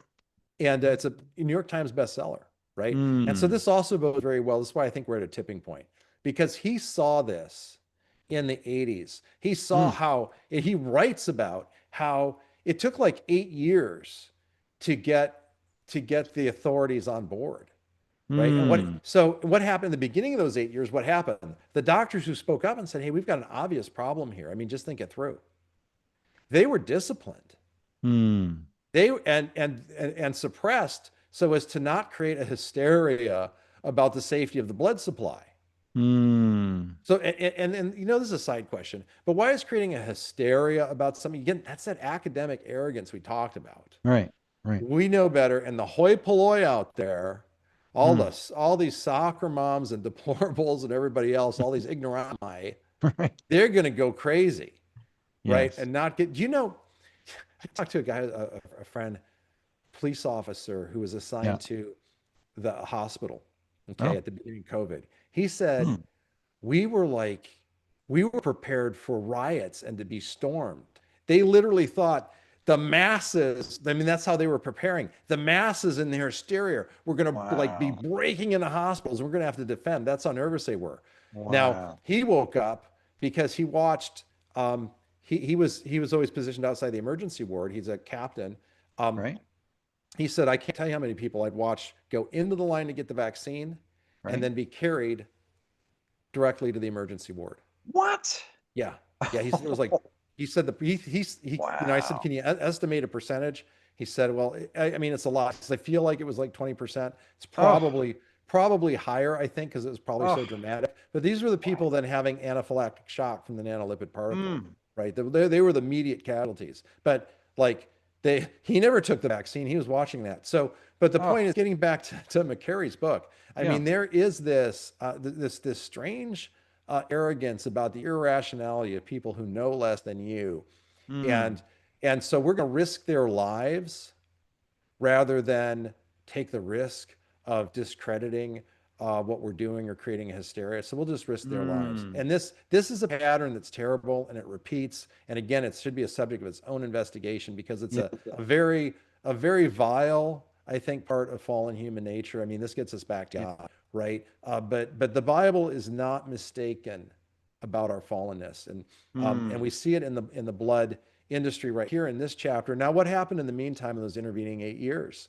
Yeah. Uh, Plenty of people, at least 60,000 hemophiliacs died as a result of these delays. I believe it's called the Oh. hemophiliac genocide of the Mm. 1980s. We don't talk about that, do we? Mm. I mean, No.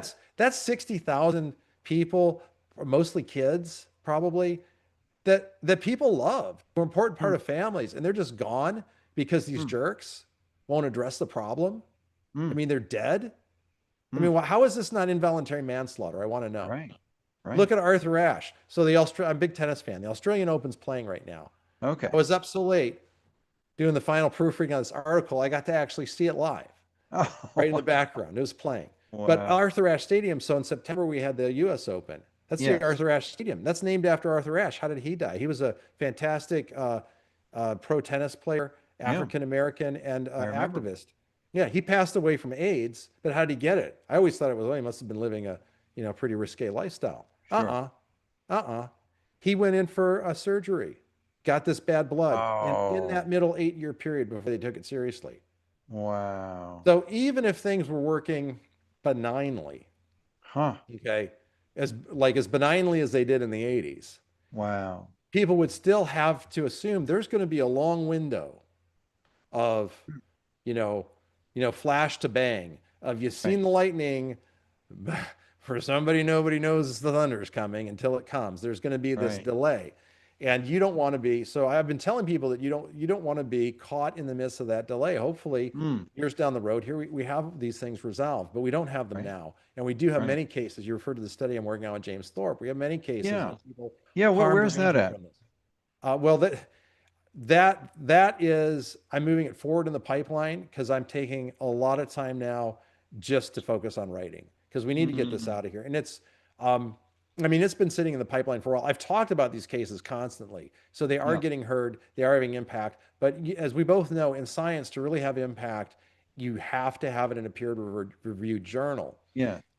For that reason I talked about, right? Academics are so used to having to filter out nonsense in their fields Right. that if it's not peer reviewed, they're not going to even really consider looking at it. So scientists and Mm. academics really don't. Now, I'm going to say that there's been a broadening of the mind lately because Yes. people on the forefront are realizing we we have to look for evidence from other sources. What are Right. people saying? What are moms saying about their vaccinated children? What are people saying about curcumin and its effects on Right. COVID? Right. What are we finding in the field about chlorine dioxide, right? So I Mm. believe there's a broadening, but still, if you want science to see something, if you want to bring it out of invisibility, it's got to be in a peer-reviewed journal. So we're making Yes. this a top priority, but we have lots of, in fact, if people go to our website, safeblood.com, there are a couple stories there. Celia Corral's story and Bill Heineck's story. I mean, they're just two, but Right. Heineck received 22 units of blood Mm. over a 2 month period. So that's a full blood replacement Oh, plus. complete. Yeah. Yeah, and he died tragically, ultimately of a heart attack. But I spoke with his wife at length about this, and she said, Mm. yeah, it was terrible. Every time he'd get a Oh. blood transfusion, he would get reactions, and we started to think, could these Oh. be the reactions from the VAERS from the Mm. vaccine? Sure enough, Right. they went on VAERS, and the things he's having are the same things people are reporting for the vaccine. She's Oh. she said got so clotted that they try to draw blood and Right. they'd have to find new places to draw from because the clot Oh. would pull back against the needle. I Wow. said, this is how little I knew that. I said, was that painful for him? She's like, was it Wow. painful? It was horrible. And then Oh no. ultimately he died, his heart failed. Oh. So this is the kind of death that this person was consigned to because of a bad, of blood that contained the mRNA, contained the safe and effective vaccine. And Yes. Celia Corral, she went in the hospital for procedure. She got 4 units, four Right. to 6 units, I believe, maybe as much as 8. This is Yep. right. I'm writing the article. I need to double check this.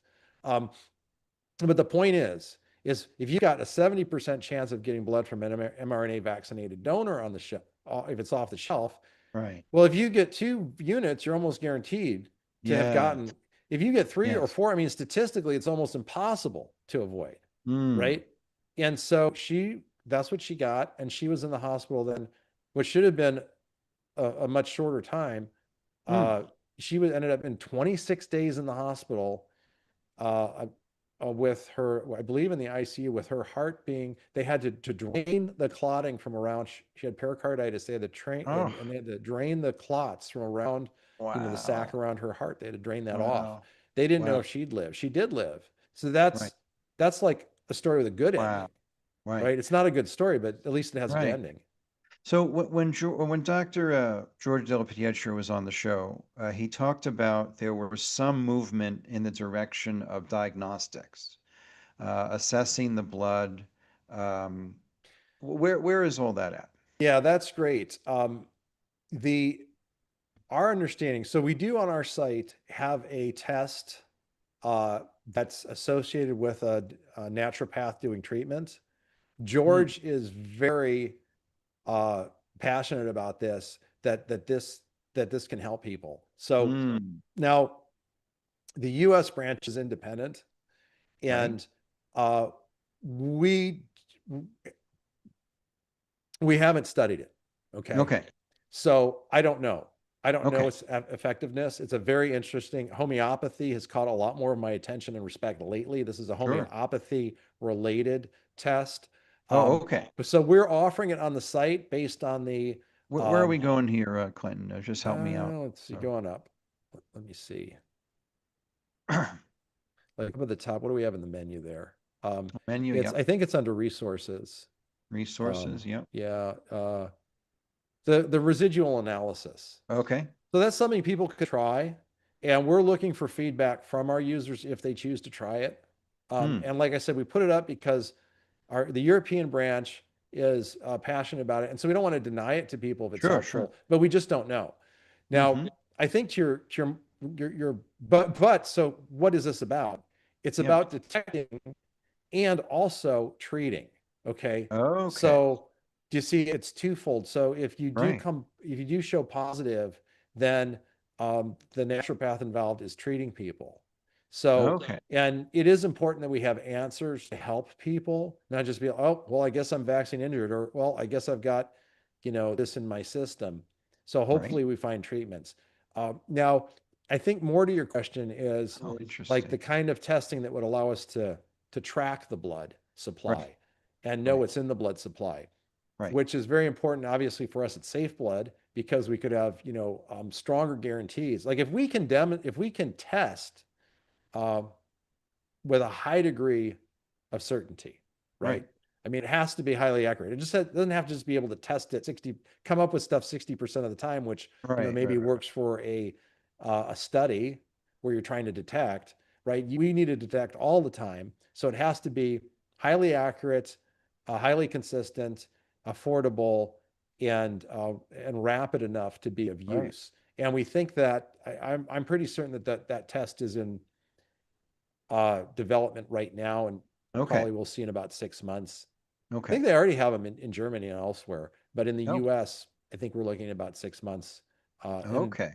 I don't know, and I'm not saying it's the same exact test as they have in Right. Germany, Right. but and this should be I mean, this should be quite powerful. But what that will also allow us to do, and I think this is what's so important, Yeah. is if the test exists and we're able to tip the scales, then what we should see, if we're successful, is a point in the future where hospitals, as a matter of informed consent, would be Oh, required to okay. use such a test before any unit of blood goes into a person.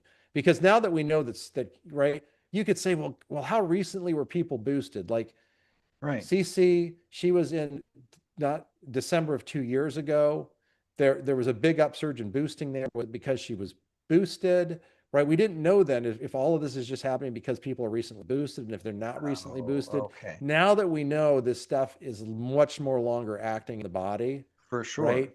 And it's including DNA, the reproduction of DNA that then circulates in the blood. See, that Yes. DNA we started with is that DNA shouldn't be there. Right. DNA that came in with the shots, uh, if it's in this blood, it should have been gobbled up rather quickly. Right. Um, and if it weren't in the blood, right, it would have gone, because it was also encased in the nanolipid particle, Right. delivering it to your cells. So, but if it goes in a cell, there it's reproducing itself either as a part of episomal integration, where as the cell divides, it's Right. outside the nucleus and it divides too, or if it's driven into the nucleus, we just don't know which. In which Hmm. case, it would be chromosomal integration. And the hope is with episomal integration that maybe after a certain number of copies, it dies out. But Right. if it enters the nucleus, it is chromosomal, as I understand it from my conversation with Kevin McKernan. That's then every time that cell divides, it will Yep. replicate.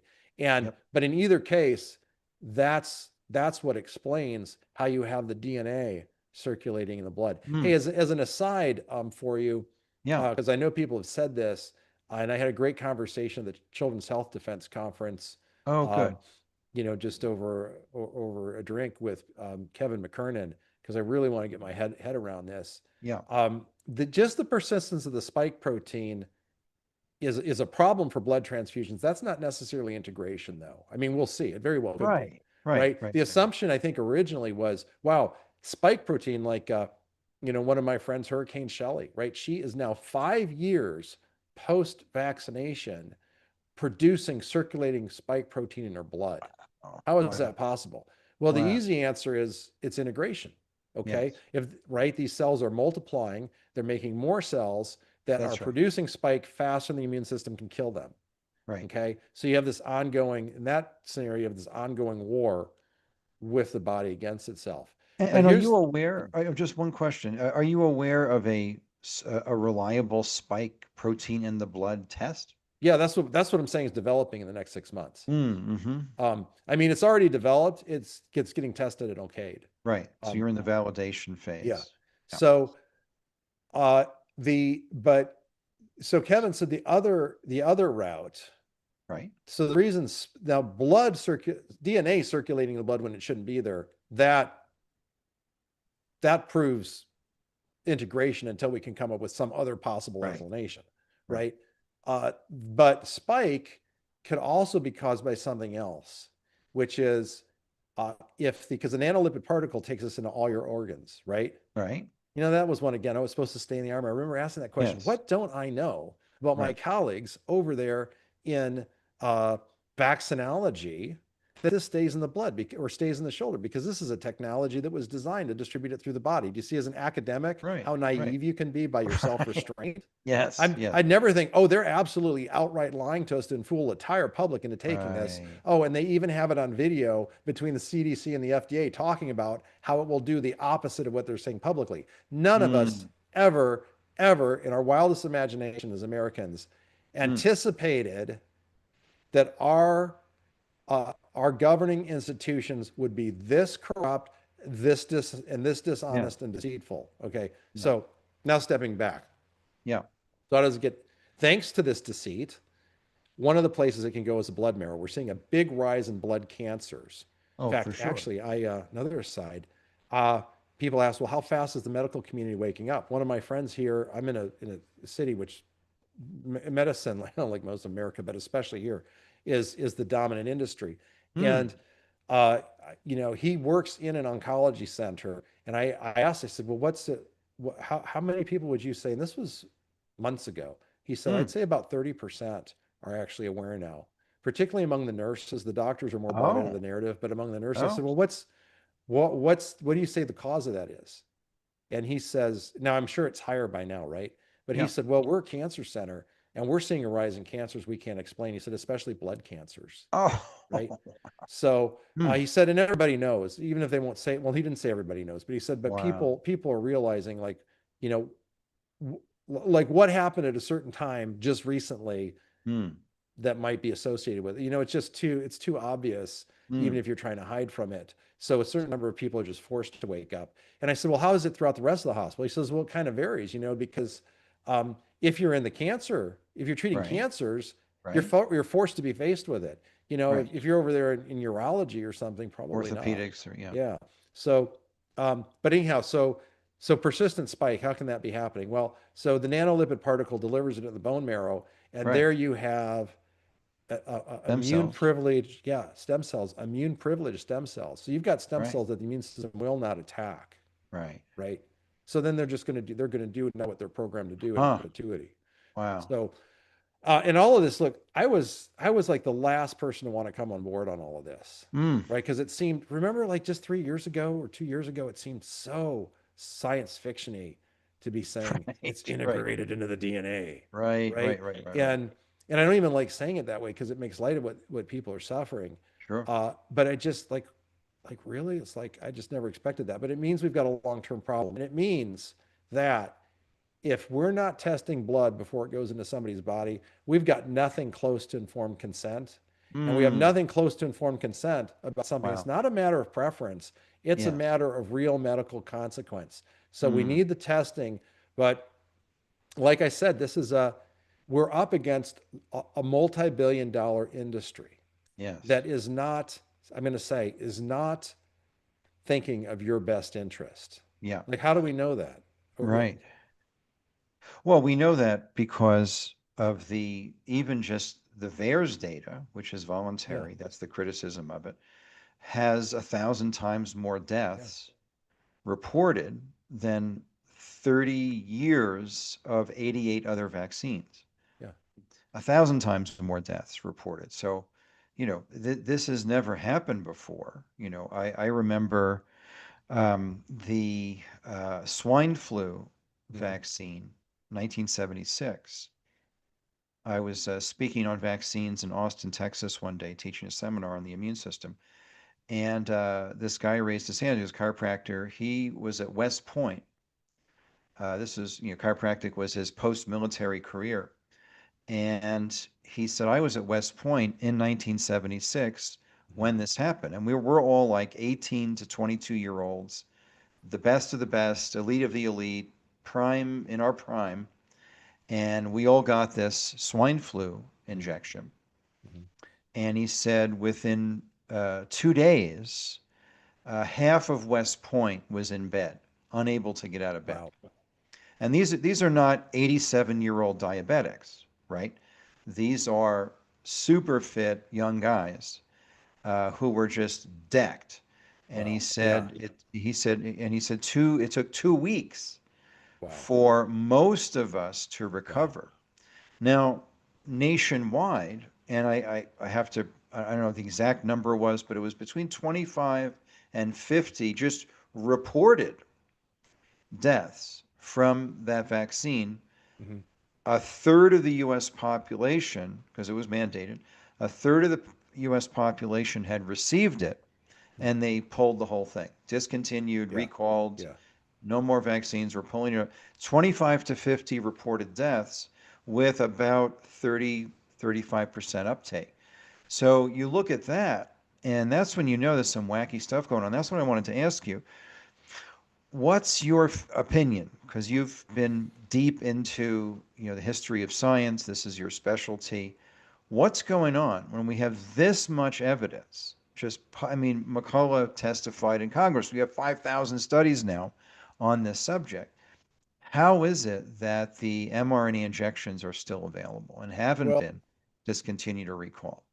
Given the this current yeah, administration and Bobby and, here's right. my hat, it's, like how is this happening? Well, so more than $1 trillion changed hands in Mm, bringing the mRNA vaccine platform to market. that's right. So, Wow. and you couple that then with human nature, all right, and what Mm, we know about it, and yep. so I say this as a former atheist who put his, came to faith in Christ, right? Mm, Like, this is a yep. real thing.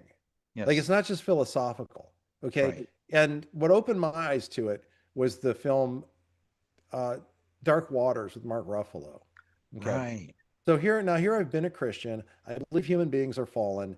We need Yep. reconciliation with God just, Right. just to be accepted with God through the death of Christ. But we need that. What more is you need the Holy Spirit working Mm, in you. And that can only come from God. And that's why they talk about a person becomes a new creation or regenerate, right? You're right. actually, God is coming saying, okay, you've got this fallen nature, Ollers. I know how bad you are. You don't even know how bad you are. Um, Mm, and so we're going to start working on that. And mm, that's a long process, right? mm. But that's why we see these people like, like the Son of Sam killer or something. I mean, like Right. literally somebody goes from being a serial killer Right. to this loving person. Like what's going on there? So, well, Mm, that's literally the literal power of the Holy Spirit. So, right. and this is talking about getting cross-disciplinary and what you can't say in the universities. But if Yep. we don't understand this, like we Right. don't actually understand the problem that we're in. It's Mm, cross-disciplinary all mm, the way into biblical theology, and therefore, you know, first cent, you know, first century archaeology and history to know that this is true. So, um, but the but you go to the movie Dark Waters, that woke me up because I mm. watched that and I saw like I thought, yeah, people are fallen and but we're generally nice and yeah, but we're not totally right with God. Right. Watch Dark Waters and you look at what the executives of DuPont Mm, were willing to do, what they were willing to do, the harm to other people right. just to keep alive their $1 billion a year Oh, revenue stream from Teflon. huh. Okay. Everyone should go watch that movie and look at I mean, children with teeth just decaying in their mouths. I mean, people with Wow. bone decay. I mean, this stuff is toxic and they were dumping it on small populations in like West Virginia and stuff. I mean, Mm, this is horrible. mm, And the reason it was hidden so long was right. because DuPont knew and they knew they needed to hide it. It's like Fauci with hydroxychloroquine. The Mm, reason Fauci knew to suppress hydroxychloroquine in order to make the big money off of remdesivir and pave the way for the vaccines was because they right. knew it worked. This is Uh, what's so nefarious. And I remember I watched that film. It's from 2019. This was right. early 2020 now. And we Yep. were waiting with bated breath. The NIAID was announcing it was going to do the big study in hydroxychloroquine and settle this once and for all. Mm, And I watched that right. movie the night before that announcement broke. Yep. And then when Fauci came out and announced what they're going to do, Right. they were going to take a study that should take no more than 6 weeks on the outside. They were going to stretch it out to 7 months. And then they were going to take the next year following that to analyze the data to make sure they Mm, got it right. Okay. mm. You're Wait, what? We're in an epidemic Wow. right now. Like, Wow. why would you do a study and make it take 2 years? That's the whole Right. thing be over by then. And Right. so, and then too, when you look further, they were only going to look at hydroxychloroquine. They weren't going to look Mm, at at azithromycin, and these Mm. combinations, these drugs need to be taken and zinc levels. We're going to look at that, Mm. which is what hydroxychloroquine uses to work is zinc. Yes. If you got low zinc levels, right? So they're not going to look at any of that. So I heard what the timeline for the study was and Right. how it was designed. And I turned to And my wife and I said, smell the honey, rat. Yeah. yeah, I said, we're on our own in this pandemic. They don't care Wow. how many of us that they kill. That's Wow. what I said to her. And that was my real full on turning Mm. point. Mm. And now that's still true. That's Yep. the problem. Yep. That's still true is all the same people who haven't been moved out, who haven't been displaced Right. um, by RFK Jr. Yep. Okay. They're either of that type of thinking or Right. they're the useful idiots supporting it because through their misplaced trust, they believe they're part of something good. Okay. Oh, And okay. Tom Renz said this in a talk that I saw at a health freedom conference, Yes. patient first conference Yep. that Freedom Hub puts on, or is connected with. Mm. And Tom said, we have to understand our enemy. Mm. He said, our enemy is someone who will kill children for profit. Mm. That's who our enemy is. If they'll kill children for profit, what else won't they do? Right. And I'd add to that, they'll kill children for profit slowly and painfully. Mm. Mm. That's what we're up against. Yep. This is like in many ways the worst of human evil. Yep. Right?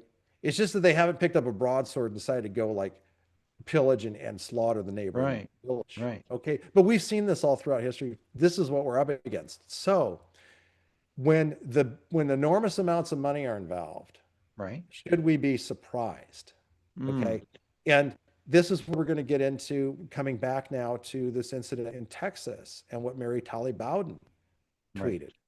Right. So Mary Tolly Bowden goes and finds, I didn't even know about this. She goes and finds that in 2023, in October of 2023, interestingly, the same month that I was on the high wire, this is well Right. after you and I had started doing our interviews. Sure. But when I was on the high wire, that is what exploded Safe Blood into Mm. Oh, I'm greater, sure. I'm sure. public awareness. Yeah. That same month, the FDA puts together a statement against directed donations. Oh, right. You And mentioned that. yeah, and she I apologize, I was so busy. Here we go. I'm going to pop that in the chat for you. Yeah. I've got her X account here. Oh yeah. I'm And not sure. Well, anyway, I'm going to go straight to the. Oh, great. That would be great. That's the study. Her comments on it are great. And certainly they're in my feed at Safe Blood. Yep. But the FDA comes out with this. Mm. So this is the basis. They say some very interesting things here. They say, of course, that now this is 2023. It's under the Biden administration. Right. Of course. It's the whole country is completely captured. Right. And they're going to state that there's no evidence that any harm comes through blood transfusion because of mRNA vaccine. And then they go on to say, and this is the part intellectually I love, okay? They go on to say that directed donations are actually more potentially hazardous than the general population because of a study that shows higher incidence of things like HIV and hepatitis C among the directed donor population. Wow. Science backing it up. Okay? Yes. And then if you scroll down the other component, if you go down to there's two footnotes here. One is that article I just mentioned. And then the other is they talk about these other statements that had come out from the blood banks. Now, I knew about the other statements from the blood banks. Right. This, again, is regulatory capture in action. Okay. This is the tail wagging the dog. The FDA is not setting the standard for the blood banks. The blood banks are coming, telling the FDA, here's the standard. Wow. You publish it. And this is the evidence you're going to use. Wow. And they just take it whole cloth from American Red Cross. Right. Wow. And we'll explain some of the business motive here more in a second, because this Yeah. is actually an area that I'm just really becoming aware of now. Okay. But what about the science there in that study? Well, this study that claims a higher risk from directed donations, what's it based on? So, well, they decided to track it back. Now, this is between 2005 and 2000, I believe 2005 and 2011. Okay. Okay, so this is during the period where we're out of the AIDS crisis, we're Right. not into the uh, mRNA crisis, Right. and directed donations are actually declining much more during this period because of the total sense of safety of the blood supply that Hmm. people have. And so they start comparing uh, the donors. And what they Right. find is, yes, more people who showed up to donate blood Right. for directed donations actually were found to have things like hepatitis C and stuff. Now, why is that? Okay. The simplicity of this is you're going to roll your eyes. Okay. It's to someone, Mike, with someone of your like educational level and heart for instructing others. I mean, this is going to kill you. All right. Because more directed donors are first time donors. So therefore, they haven't been pre screened. Oh, Yeah. In okay. the blood banks, they've been pre screened, right? Wow. The blood Huh. banks have more repeat donors. Wow. So they've already ferreted out, right? Hmm. The people that had hepatitis C and things.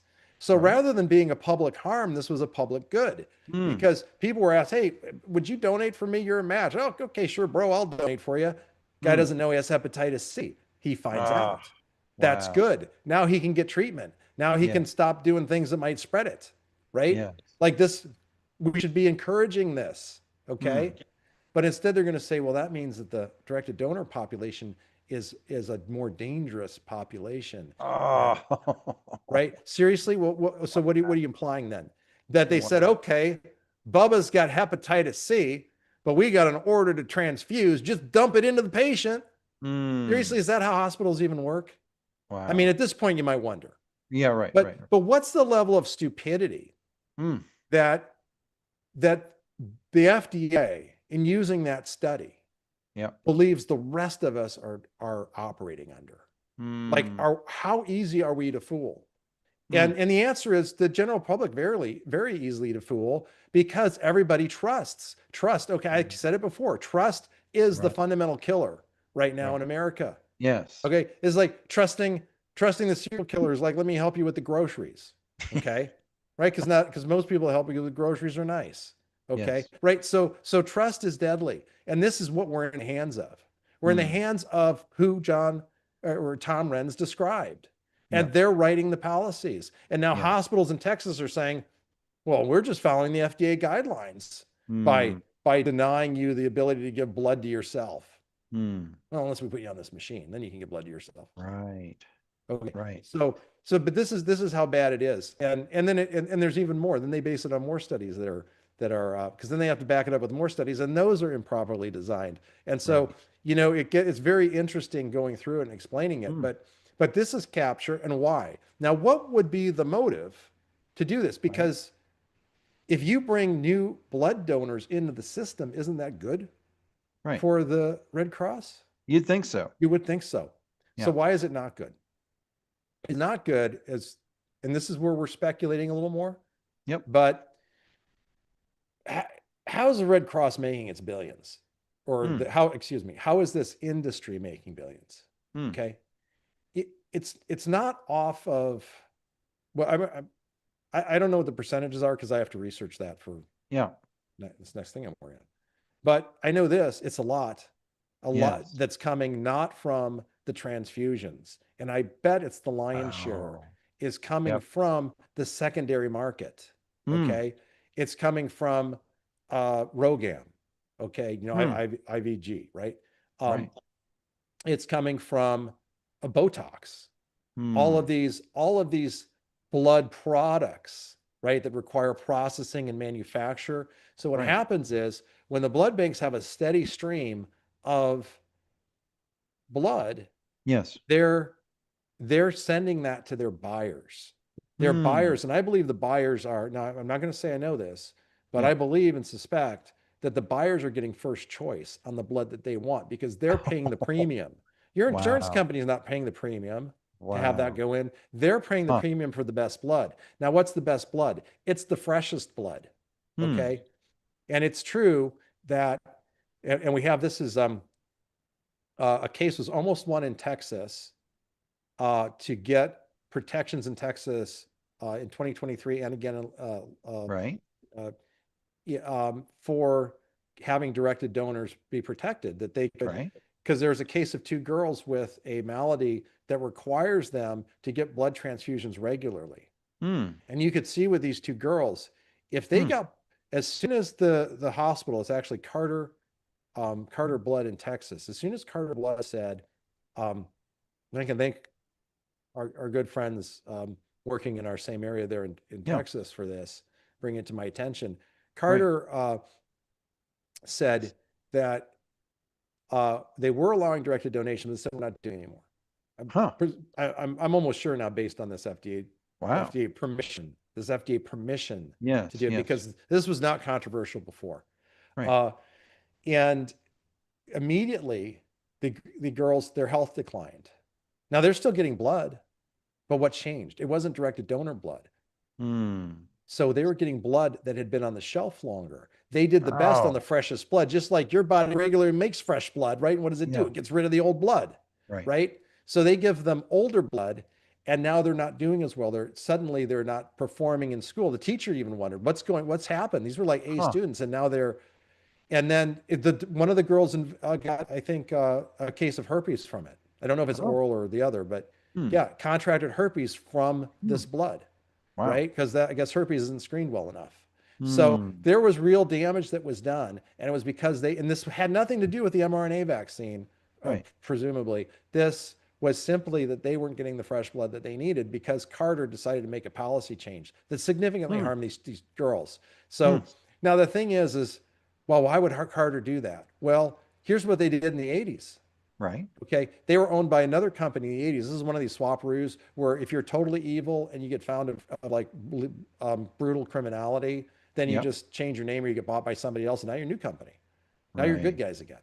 So Right. the company that owned them, when it was discovered that the blood supply wasn't safe because of the crisis with HIV in the 80s, is, Hmm. as I recall it. Okay. Again, you can quote me on this exactly after it's a Substack, Sure. but Sure. um, they what did they do? This is the same thing we saw with like the Gates Foundation and these vaccine companies, Yes. Bayer, right? What do Right. you do in America? Okay, everyone, what do you do in America if you discover that the medical product you're selling is lethal and Hmm. killing people? Right. Do you take the loss?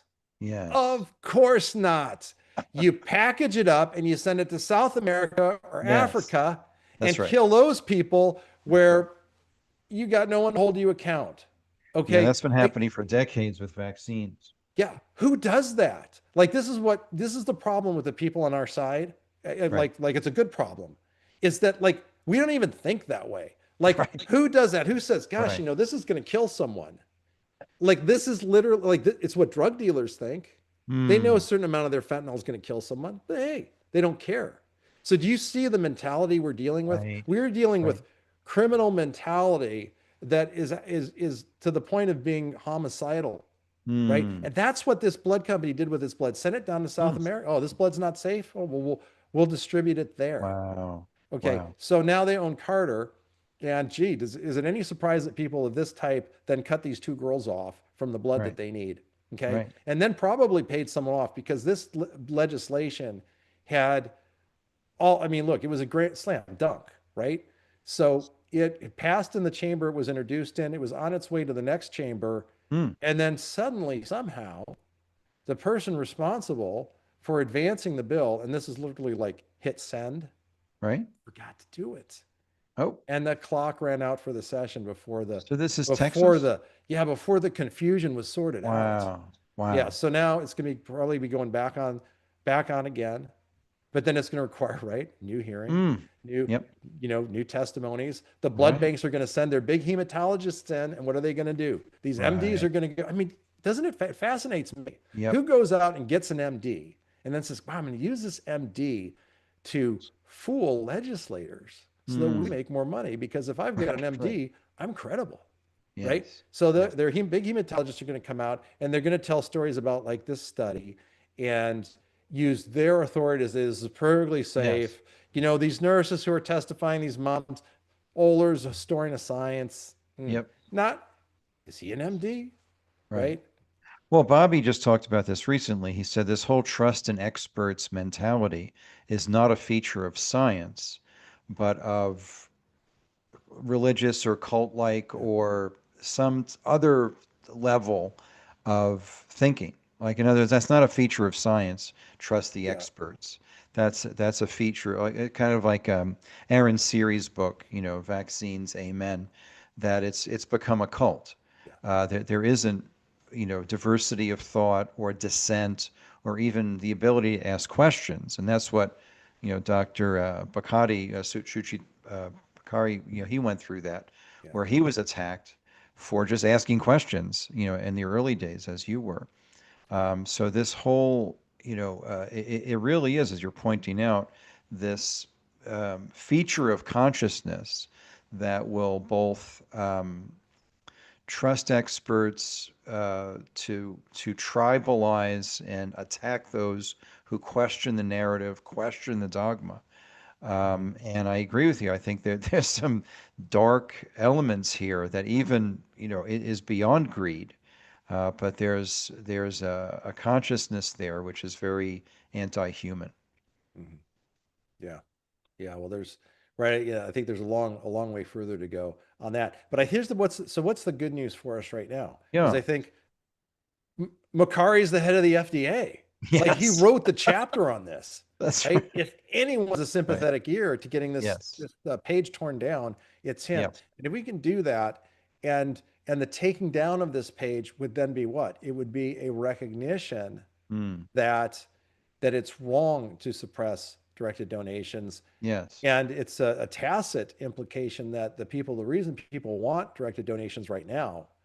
See, because I guarantee you there's been an upsurge in directed donations. That's what's Yes. concerning the blood Yep. banks. And we know that's what caused Memorial Blood Centers in Minnesota to Right. change the policy, Okay. right? They saw an uptick in directed donations, and we're told from the inside, so this is alleged, Yep. that but from a good source, Yep. that the director wanted to know the answer to this question, and so went and looked into the recipient and donor records and Right. found, oh, the common denominator with the donors is they're not mRNA vaccinated, and so he put a Mm. stop to it. And Mm. but this has real human consequences, because Very how much did so. I find out about it? I found out about this from talking to the woman who was at the center of it, because it involved herself and her doctor. Okay. Mm. Her doctor had been just prescribing her directed donations. She Mm. is awaiting a bone marrow transplant, Mm. and if her when her blood gets low levels get low enough, she needs a transfusion. Yes. They believe it was her actual case that triggered it. Mm. And they literally, again, going back to human evil, they literally Wow. did it to stop this woman and others like her from getting Wow. directed donation blood Wow. of their Wow. choosing. So what did she do? She had to go to Florida, Mm. right? Now, that's bad enough. Who wants to have to travel halfway across the country at a time where you're at your weakest, Right. and both physically and financially? Yes. But the last I spoke with her, it wasn't that now. I said, well, you're going to be able to go again. She said, I'm worried I'm going to need blood again. And I said, well, you're going to be able to go to Florida. And she said, no, I'm not well enough to travel. Mm. Okay. So what Wow. these bureaucrats, you know, and, like administrators are Right. doing Right. is causing real human suffering that's just Yes. absolutely unacceptable. And they're Mm. doing it for profit, Mm. and it's wrong. And so we need, Absolutely. they did it with ivermectin, they did it with hydroxychloroquine. Right. I'm learning how they did it with chlorine dioxide now, thanks to Pierre Corey, right? Yes. They did it with, and my eyes are being opened to how they're doing it with the blood supply. So we Mm. absolutely need, we need a change in national policies. Yep. We need other things too. No one can get, not even myself, can get guaranteed mRNA-free blood in an Mm. emergency. Because if I'm in a Mm. car wreck, we've talked about this, right? Right. That you and I, we're aware, but if we're up and driving and it goes badly and Yep. we need blood now, it's either do without or take what's off the shelf. That doesn't have to be. Mm. If we had this testing, if we just had tracking, right? But it's the Right. FDA that controls the labeling of blood. So we've Mm. got to get the FDA on board. And Mm. so, this comes back to why things like this journal article that I need to get out Yes. um, is important, because we need leverage so that the good people who are in place can Right. do the things that make sense. And then Mm. hopefully I don't think safe blood would go away if we got all this resolved, because we're in a Right. situation now where 70% of the population's had this vaccine, right? Right. And so that means, but what do we want to accomplish? What we want to accomplish is that all of us listening here don't have to be in fear that if we have an emergency, Right. we're, Right. we're in this bad situation. Yes. And we can do that simply by segregating the blood. I mean, if we Right. segregate the blood, and there are alternatives to help minimize use of the blood. But as long as it's more profitable to put a unit of blood in a person than to use Mm. other methods. I had thought that the reason hospitals were reticent, this is another tangent here, but Right. it's too good to pass up, right? I Yes. thought that the reason that the hospitals didn't want to use the cell saver technology Right. was because it's a specialized machine. Like, you got to pre-schedule it. It's going to cost them more money. It's more hassle. No, they make more money off the blood off the shelf. Oh, okay. Yeah. So, Mm. of course, now Wow. that tangent did take me off of where I was going, but the No, point it's all is, right. uh, we can. So, oh yeah. So I suspect that they're making more money more easily without using alternatives that would lower the demand on the blood supply. So as people Mm. become aware, realize we want unvaccinated blood, Right. then that's going to increase demand. So we're Yes. going to have to meet the demand with other methods. Yep. And the one is other technologies, volume expanders, anything can be done to reduce the need for blood. Right. If we're tracking, that will help the blood that we're tracking be available for more emergency situations, Right. Right. right? And Yes. then Safe Blood, and similar organizations like our own, can meet the need for pre-scheduled surgeries with Oh, peer-to-peer okay. matching. That's the Yes. solution we want to see. But we're Yeah. not going to get there until everybody who needs to get on board gets on it at multiple levels. Yes. And Yes. so, yeah, so and right now it's legislation seems to be one of the methods. We actually just have to force it. Right. Right. That's great. And I just want to, you were last on the show, I think it was 10 months ago, and I know there's been a lot going on with Safe Blood. Can you just give us just a brief update of, what's been happening with Safe Blood over the last 10 months or so? 10 months. When I sent you that email to say, hey, you want to do an update? I had no idea it was 10 months. Wow, 10 months Time flies. because it isn't as long as it used to be. Um, Yes, that's right. so yeah, so we're doing a lot now. We're really expanding, getting the message out. Uh, we're trying to help as many people as possible. You cannot do that without getting the message out. Yep. Uh, so I say to people that are interested in getting on board in a financial way, I mean, it's great because not only are you helping win this battle, you actually Right. get a service if you need it. Okay. And Yes. that's how I think people should look at it, because we all hope that none of our members need a blood transfusion, Right. right? That's the goal. Like, wouldn't it be great if nobody needed one? That's right. Or that's the hope, that's the preference, right? I shouldn't say not the goal because it's not possible, Right. but it's the preference.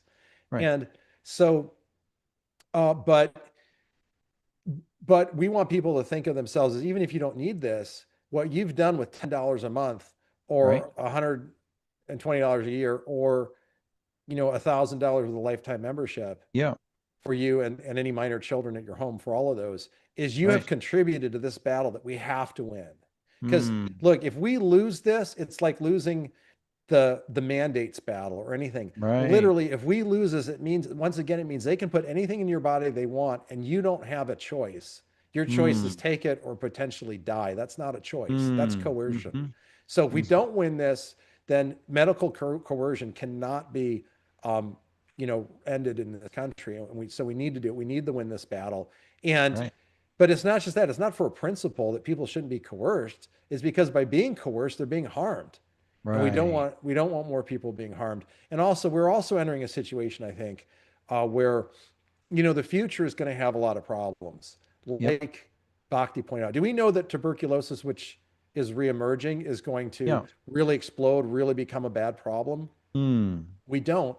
I mean, we can predict that it might, that it Yes. should, that if it doesn't, then we have another interesting variable to take into account. Okay. Mm. Right. So you can't totally predict the future, but we can predict either it does happen or another variables at play.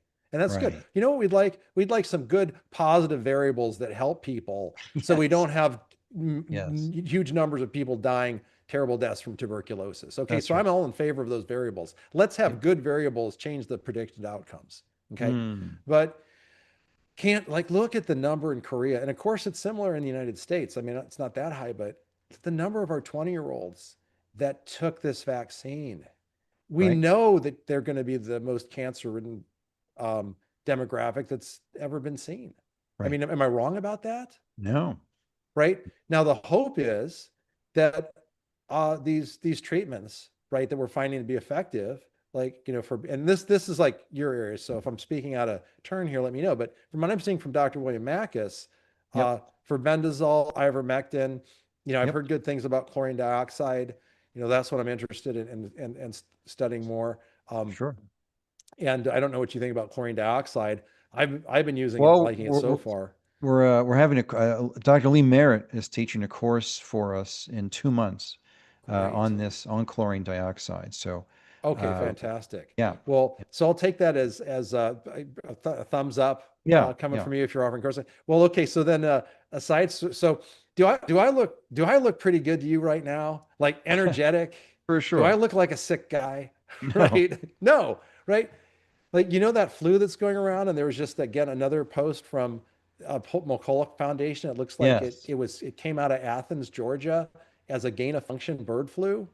Right. That's Oh, wow. yeah, it looks like it was something going on in 22. Uh, Huh. and I just forwarded. I said, "Wow, this looks important." I forwarded along. I didn't have time to really investigate it, Right. but we're looking around here because I'm in that part of the country, and the whole family's got the flu. I was Right. coming down with it yesterday. Thank the ladies at Snoot and Frontier Pharmaceuticals because Yep. we've been using the Snoot. I'm making up my own chlorine dioxide right now, and I tell you Sure. what, I feel as great as I've ever felt. And Okay. so, hey, so There another you go. win for Yes. yet another cheap, inexpensive. I mean, chlorine dioxide is so cheap, it's virtually free. Yes. Uh, Therapeutic that is, Pierre Corey subtitled his book, The War Against Chlorine Dioxide. He subtitled it, Hmm. The Medicine to End All Medicine. I Oh, mean, wow. wow, boy, we have such great conversations. I'm always afraid we're gonna stay here all afternoon, and Sure. and our listeners are just like, man, these are like endurance athletes. But Yes. the like, I mean, what would this do to the specialization of infectious diseases? I mean, what does this become, a research community? Hmm. If these therapeutics are as effective as we're seeing them being, it's like Right. I just there's that suppressed study of malaria. Okay, so in malaria, like what was it, 2016 or 2013, somewhere thereabouts, they did a big study on malaria in Africa. I think it was Uganda, Hmm. Hmm. and they 100% cure rate on malaria within hours. Oh Hmm. gosh, guess who was involved? The American Red Cross, or the Hmm. Red Cross. It could be the International Red Cross. Hmm. Anyhow, the Red Cross was involved, and what Right. did they do? Their big pharma associates used them to kill the study Hmm. that they were doing. So for at least Hmm. 13 years now, we have known that chlorine dioxide, strong evidence, strong, Yep. like, Yep. how do is there some other possible explanation, because this is so strong Right.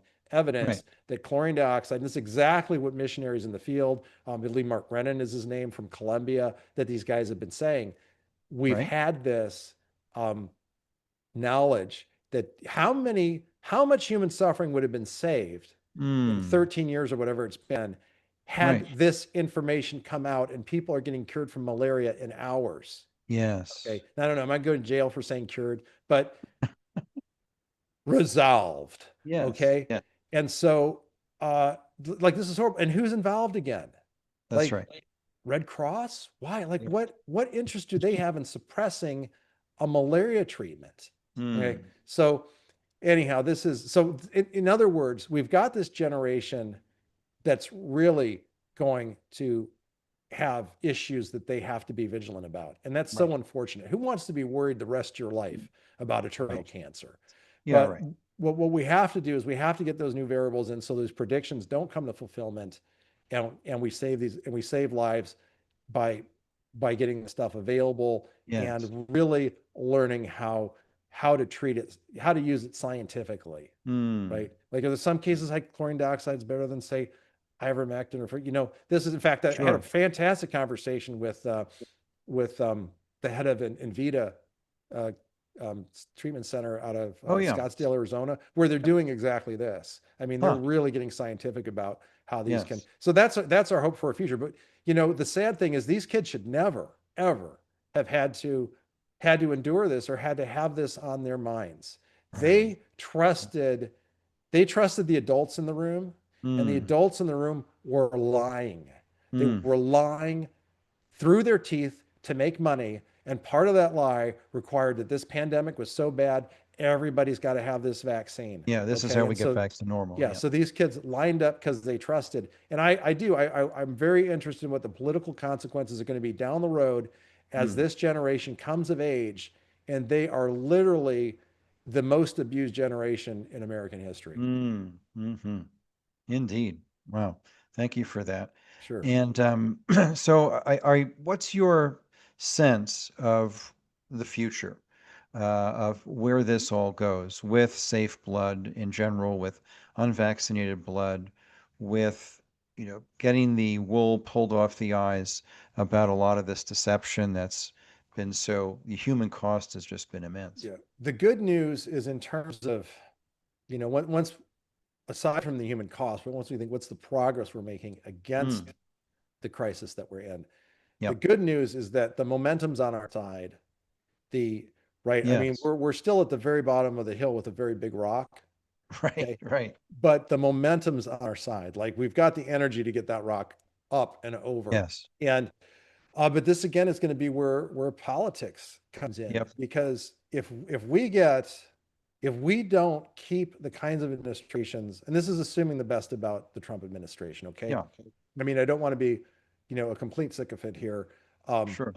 I was disturbed by him having Albert Bourla up on stage and giving Bourla Yeah. $70 What was billion. up with that? Yeah. Yeah. I thought he should have gotten like 70 billion years in prison, but For sure.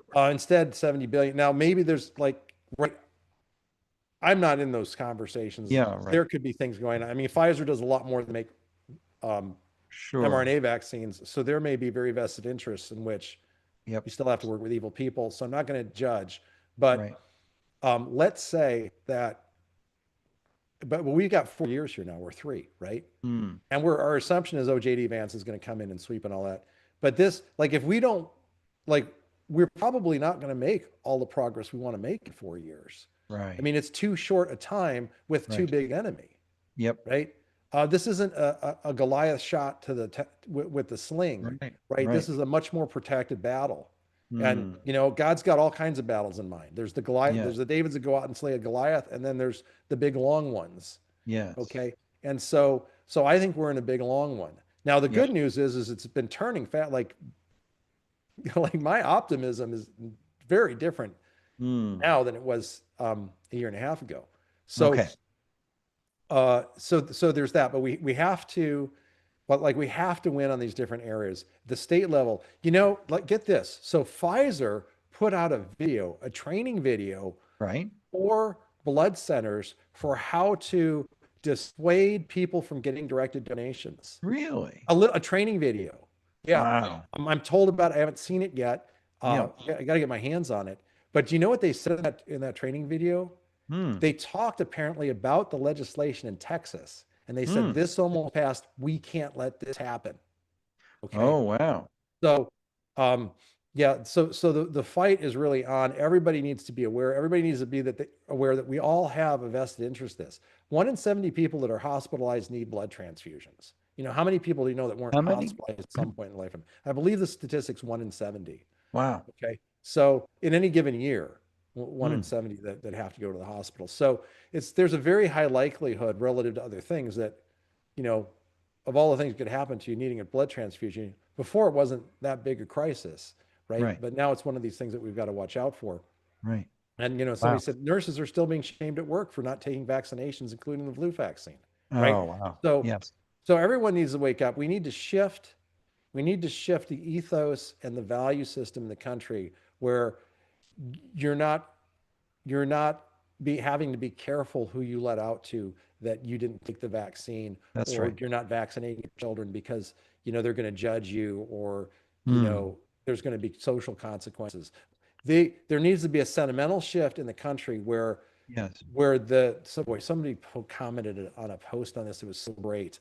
Um, from what I understand, just like just a regular person making a comment saying, this argument about, hey, I gave my kids vaccines and they're fine, sounds to me a lot like when people used to say, well, I drove drunk and nothing happened. Okay. In other words, Right. that's the Right. shift that we need. Right. And I Right. also think I know this is close to your heart. I think the churches need to play a big role in this. Okay. Yep. I'm from churches where like half the church is not vaccinating their kids because they're aware, and the other half, like, the assistant pastor has a whole bunch of kids, they're vaccinating them all, with everything. And then in the Hmm. same, say, Sunday, like pre-church Sunday, Yeah. meetup group, you've got a mom there who works for the CDC, who has a vaccinated injured child severely, knows that's what it is, yet nobody in the church is communicating. And the Hmm. pastors have felt like, well, I can't even touch this subject, right? Because A, it would be too divisive, All right. and Right. B, I'm not a doctor, and Sure. and I see it as akin to the abolition movement, right? Yep. There are tipping points in time where the wrongness of a situation is so apparent and so undeniable that it Hmm. can no longer be let alone. And I Right. believe we've crossed a tipping point on childhood vaccines on that. And we've Yes, done for so sure. because of the mRNA vaccine, right? I Right. mean, that's what opened Peter McCullough's eyes. He said, if they got It this did. one through, what else did they get through? And suddenly you realize Yeah. every darn one. The whole thing. So, so Yeah. the whole thing, right? It's like Elon's Musk about the apple. You're looking for some worms and you find out it's just all worms, right? Right. Right. There's no apple. It's worms in the shape of an Hmm. apple.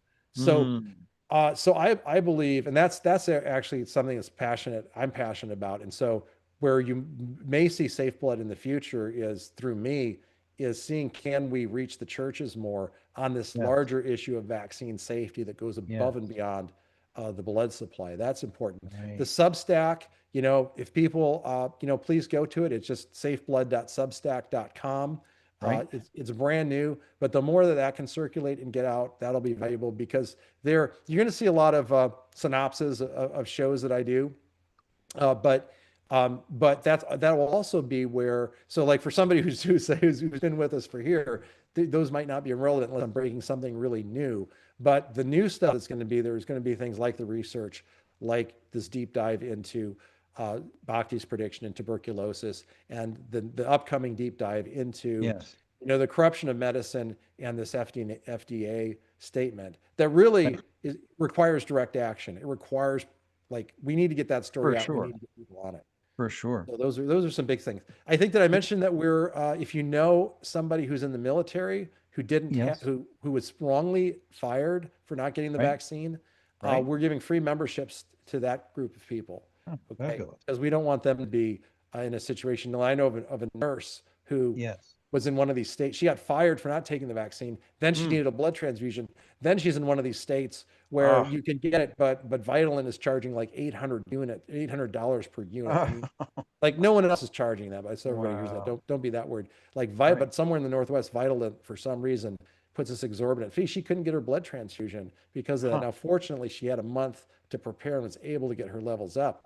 But Oh, people okay. shouldn't be facing this, okay? Yep. And so, just I think the more word that people get out for us, the Yep. better. And we're looking forward to having legislative victories and um, trying to think if there's anything new that I missed. I really do think We we've really have. covered it. But what's status of the James Thorpe piece you're writing? Uh, I've got the, I've got the synopses of it, Okay. and I'm going to discipline myself to get a draft to him. Now you can hold me accountable Okay. this week. Okay. Wow. I'm gonna try to Great. get the initial draft to him this week. And then what I'm going to need then is people who are like really credentialed, right, with Yep. medical degrees, uh, who are going to say, okay, because let's look at the hospital records. Let's dig into that. And then I think Yep. once we accomplish those two things, then we'll be able to submit. Well, my friend Jack would be ideal. Dr. James Lyons Weiler is a research Okay. scientist, and Oh, he would be ideal because he's ace at exactly that. Study okay. design and has published 100 papers, and Uh, he's really great at that. I'll reach out to him. I actually know James. I met him for the Oh, first time at great. the Children's Health Defense Conference, Great. and I texted him about this whole thing with the FDA. We're like, Yes. can you get through to the top levels? I mean, this is bad. The state. Yep. Yep. Yeah, And he agreed. He's he's trying out. about there. Yeah. Yeah. So he will be a good resource for Great. that. Thank you for mentioning him. Yeah. So, can you put your theologian hat on and historian hat on for a minute? Yeah. Okay. So, just your take. We have an invited Muslim invasion of Western Europe in many countries Okay. where they've just opened the gates and there's widespread carnage on the population. The Guardian reporting, a rape per hour in London, Yikes. mostly, Muslim gangs. And again, I'm not, dissing a religion, but because, how people practice a religion is the most important. But we have radical Muslim, You have deeper problems with Islam, right? beyond Oh, how for people sure. practice it, Oh, for sure. because the stuff is embedded in Right. It's a in the religion of doctrines. conquest and domination.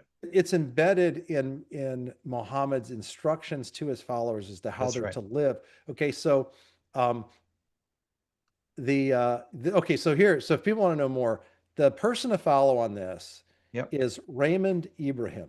Okay, Raymond Ibrahim. Yes. I am Yes. listening right now to his book, Yes. The Two Swords. Right. Like a friend and I are listening to this. So this is what we do in our free time, right? Yeah. So we're listening to it, but very good. It's actually about the Crusades, and Yes.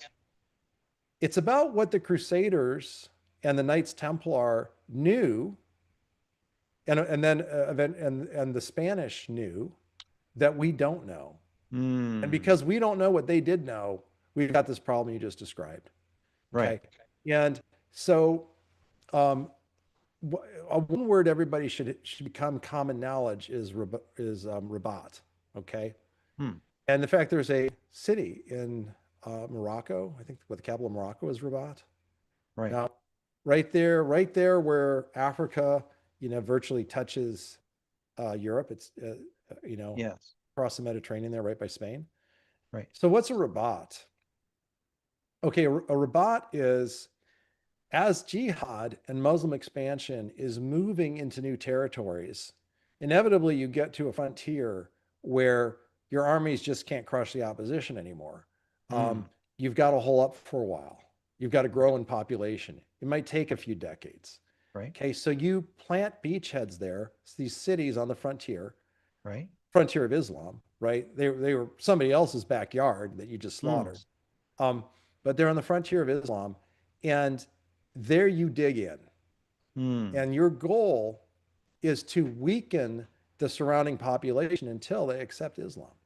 And you do right. that by raids, you go out and you maraud, you destroy crops, you do all Right. these Because things. it's baked into the religious Yeah. directives that you convert or kill all non-Muslims. Yeah, and people have tried to avoid this and they've tried to talk about moderate Muslims, and I do believe they're moderate Muslims. But here's a fascinating thing. Like Yeah. I just heard this interesting quote from the foreign minister of the United Arab Emirates. In Oh, yeah. 2016, he warned the West saying, you don't understand Islam. And now they've now said they said, you're going to have more and more terrorist attacks because you don't Yep. understand Islam. Because they Right. looked at us and they said, these fools uh, have this religion of, all paths lead to God, everybody's good. All we have to do is incorporate people and give them socioeconomic opportunities, Yep. and it's all going to be hunky dory. And Right. and they're saying, no, you don't No know way, what's Jose. happening No. because Yep. you are ignorant. Right. Okay. And nothing's more deadly than ignorance Yep. unless it's misplaced trust.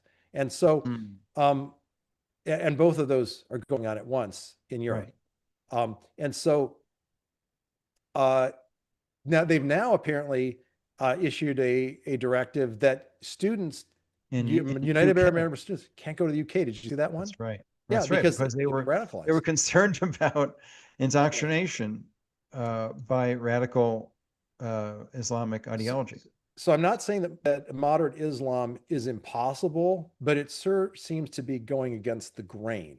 And Well, I'm yeah. also Well, not, that's a good yeah, point. That's a good point because this violent incursion, like again, it's a religion of domination and conquest, mhm, right? Muhammad was a warlord, yeah, a pedophile warlord. It's not a bug; it's a feature of this thing. And so you have this suicidal empathy, I think is the term God Sod has been, psychologist has been using. The suicidal empathy of the West hmm, yeah, is destroying it. So this harkens back to yeah, the Crusades in my mind, right? So you have this Christian uprising in Iran, in yeah, Poland, in Hungary, somewhat in Italy, against, hey, wait a minute, we're being destroyed. Like England is cooked, Germany's cooked, other France to a large degree, mhm, and you have this sort of Christian uprising, yeah, kind of like Crusades ish, from roughly 1100 to 1300 A.D. Happening, where folks are getting fed up with this invasion and mhm, destruction of culture by folks who they're instructed to dominate and take over wherever they invade. They've already done it in 52 countries, mhm. and they don't want to be next. So, what's your take on this, and where does this go? Well, so I think we need to look back at history, and then you have to understand what's going on now in light of the history. So, Right. people say, well, history doesn't repeat, it rhymes, but that's history actually does repeat to the extent that you have the same variables. Mm, So what we're seeing in the blood industry is a repeat of way of the 1980s to the degree that the variables are the same. To the degree that they're right. different, then it doesn't repeat it, but Right. it adapts based on the same aspects of human nature. Mm, So mRNA is different than HIV, and the interests in mRNA are different. So that affects it, but otherwise it's very much the same. And mm, so we need to go back and look, what did Spain experience when it was invaded? And, right. you know, we used to think, oh, well, the Spanish were so mean, right? They just threw everyone out. So 1492, Right. right? They throw out the Muslims and the Jews, and this isn't kind. Right. Well, maybe the Spanish knew something that we don't. And I assure you they did. Now, I'm not saying it was kind, and I'm not saying there weren't problems in Spain, Right. right? Right. But what I am saying is, actually, if we weren't so arrogant and dismissive of people that came before us, like, Right. maybe we wouldn't be in so many Yeah. problems. Like, maybe Yeah. we'd learn from their experience. But that goes against, again, it's all about religion, and it's about a Right. civic religion that we've had that says that society can be a certain way if we just want it to be, and Right. it can't, and it's Right. not going to happen. And you look all throughout history, and you look all throughout the history of the Old Testament, it's just one lesson after another of human Right. beings not Yes. getting away from reality. Right. And part of the reality, which I think we'll end on when we get to, in a few minutes here, Yeah. has to do with God, right? Right. And so the Old Testament is so much about, like, Jews, the Hebrews trying different ways to get around being responsible to God and honoring Right. Him, and then what the consequences of that. And that's True. our bigger problem here. But Mm. the historical problem is what I talked about with Rabat, and I'm going to introduce another word, takiya. Okay, Yes. so Rabat, Mom Dami is a master of that. yeah. So Very good. Rabat is where you can't go further, you don't retreat. Your duty is to create a beachhead and from there, Right. basically terrorize your enemy, Mm, demoralize your enemy, do whatever you right. can to weaken them so that as you expand, they must accept the dominance of Islam. Right. Now, so the variables change, right? So in prior centuries, people were a little smarter and they Right. had more invested in where they lived because if you can't grow your crops, you can't eat and you die, and you can't just pick up and go somewhere else and start a new farm because guess Right. what? Your enemies will just find you there. Okay, so Right. you had a stake, okay, and you had to die on that field, on that Right. hill. You Right. didn't have a choice. Okay. And so they understood what they were dealing with and they prevented the expansion where they could. And Hungary is a great example because the stories, I get all these feeds in my YouTube now because I've listened to some of these Okay. stories, and it's fascinating. I mean, so much respect for the Hungarians and the Yeah, it's Poles huge. and what they did and the suffering that they had, that while the rest of Europe is now protected because of them, right? Right. So, but they're the ones paying the price in blood. And Rabat's so interesting because of that combination of it's a beachhead for the purpose of expanding Islam and the right and duty to inflict harm on the non-Muslim neighbors so that Yes. you can take them over. So what's That's right. the variable that's changed, right? Our sense of immigration is different. And so we've said, oh, let's bring all these populations right into the cities. And I would Right. submit my hypothesis, here we go, hypothesis and prediction, is Yep. that what these cities are now, London and elsewhere, why you have a rape an hour and all this stuff, Yep. these are robots. Okay. Oh, Yeah. Did you see that? demoralizing the population. Yeah. Did you Yep. see the all of the video footage of New Year's celebrations this year? Oh, it's insane. Germany canceled Christmas basically, and then the New Year's. Yeah, the side by side videos just of Christmas, not New Yeah. Year's, in Poland, which is thriving because it rejected Yeah. socialism, embraced capitalism, defended their borders, and and they've declared themselves a Christian nation. Mhm. Totally different than Germany, where they canceled Christmas so as not to offend the invaders. Mhm. Was wild. It's like, what is happening? Wow. Well, but if you understand Rabat, it makes Right? perfect sense. Like, 'cause you just wonder, Uh, all these Muslims, I mean, we invited them in. I mean, they're like right. they're getting these paychecks and stuff. They're getting support Yes, from the government. Like, totally. why are they constantly rioting? And Right. in the UK, like one of the chiefs of police or something said, well, like, it's like we're in a state of war. He said, like, Yes. trying to just control all this is like being in a state of war. And he meant it Right. metaphorically, but I think it actually is Oh, true. it's very much state of war. And Be, and you be, see and you yeah, see the Muslim calls to prayer, thousands of them in the streets, completely blocking the streets yeah, in, say, London and a bunch of counties in England. yeah. And But they now, don't do yeah, that in Muslim countries. There, right. that's a power move to Yeah, dominate the population. yeah. And I think fortunately the population's waking up. I think Right. the That was what I leader wanted to get to. Like, how the does this leaders have go? other motives. But well, I mean, do I have any variables from which I can predict it will go any other differently than it has in the past? The only Okay. Which is variable, which okay. is it'll end in violence and civil war. Okay, Right. Okay. but will it? Okay, because the Mm, variable here is that the leadership that's in control is right. letting this in for ideological reasons. Right. Like there's a false religion in charge, and Right. it says religious, like it's a belief system that's as strong as a religion. Right. And it says you can't say anything negative about these people. If you do your thing. Right. So the laws have been weaponized against the very people that would protect the integrity of Yes. these Yes. civilizations. And Totally. even to the point that, I mean, look at the guy who was, I mean, didn't he go to jail for bringing to light the grooming gangs? Oh, totally. I mean, Yeah.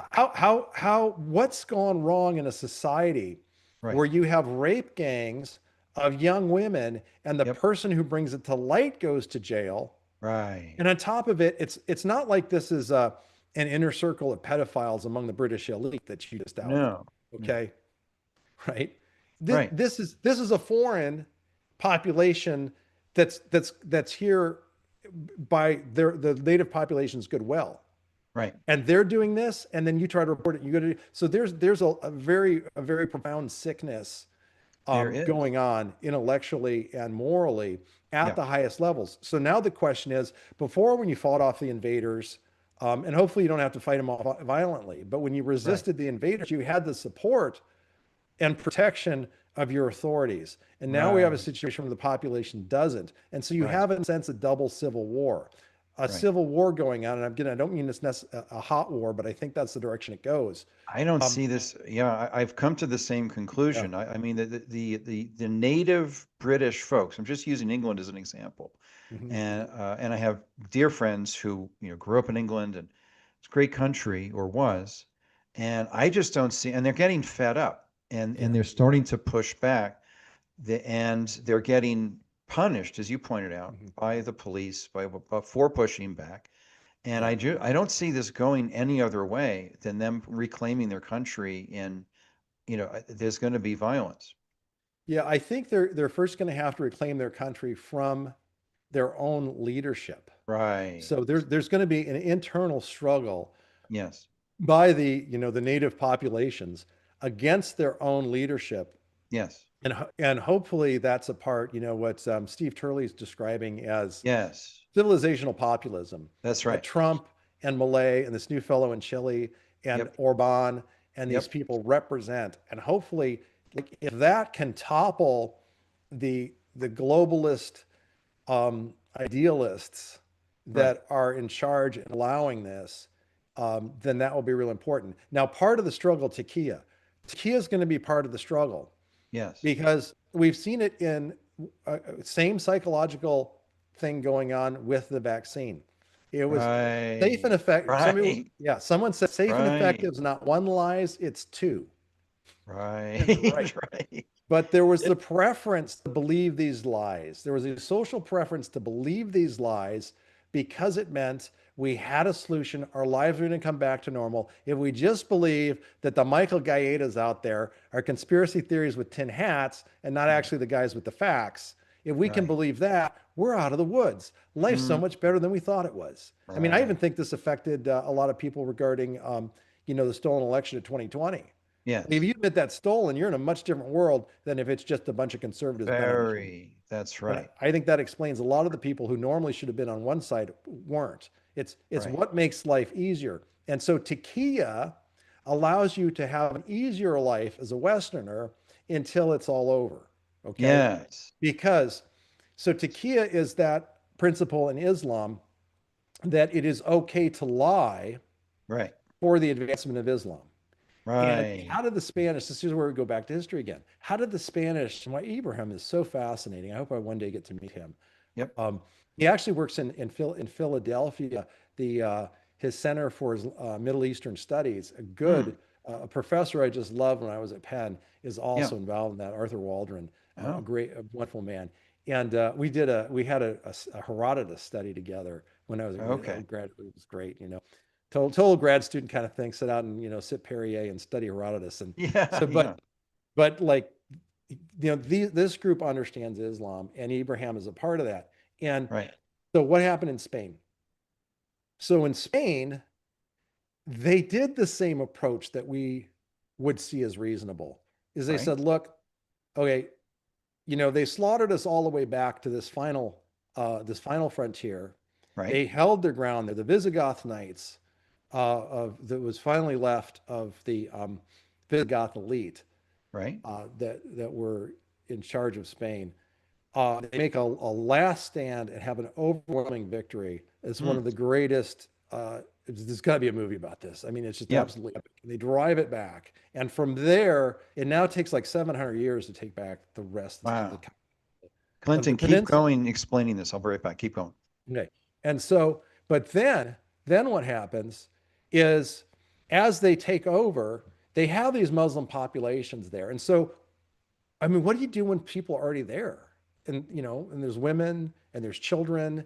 And like I'm gonna say, I have plenty of Muslims that I've had good, relationships with and neighbors. And like, so what do you do when you have a population that's there? And especially if it's not actually actively making problems. Well, like, you don't want to be inhumane towards these people. So this is what the Spanish did is they said, okay, well, you can have your communities and life will go on, right?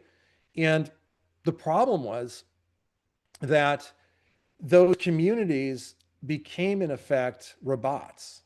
Is how I'm gonna. That's me describing it, and not Ibrahim. That's my interpretation. They became very subtle robots, and that even though they weren't capable of going out and marauding in the countryside or in other parts of the city and creating harm, um, they and that's what I think was going on when we were talking about what we saw in December and New Year's is this is like marauding that's going on in our cities. This really looks like robot activity. And but what they would do is they would conspire with the Muslims outside the country for the overthrow again of the Christian rulers that have now taken over. So what they found was that no matter what they did, these Muslims were constantly working against them, and then the Jewish community was a problem because they would play whoever was favorable to them. So the Spanish came to the conclusion that, and this is how Ibrahim puts it, it's like, if you're not one of us, we can't trust you, because if you're not one Mm, of us, you're actually trying to kill us, right, and like that's not going to work. right, So, so that's why you had the rise of. You can explain the rise of the Inquisition. Why right. you had the forced conversions. Is you said, look, if you want to stay here, Oh, it was survival. yeah, it's survival. Because look, because they reasoned it through. They said, look, as long as they're Muslims, then like they're required to harm us. Okay. Right. So, um, and so even if they seem to be living peacefully, they're still doing things to undermine us. So, but if they're Christians, then that's okay. They could convert, change, put their Right. faith in Christ. And I would say the Holy Spirit now comes in. We have tons of Muslims that have come to faith in Christ through Right. dreams and things. I mean, one of the fascinating stories of the Middle East and Iran. So I'm not Iran, not huge. trying to be It's like a negative on the million people. conversions. Yeah, I'm not trying to be negative on the people here, okay? Because like, Right. look, you're talking to a former atheist, right? Yep. Like, Yep. I understand coming from darkness to light. And it's Right. something that's true of everybody. And I don't think anybody's more evil than anyone else. But what can happen is people can get captured by a more evil system.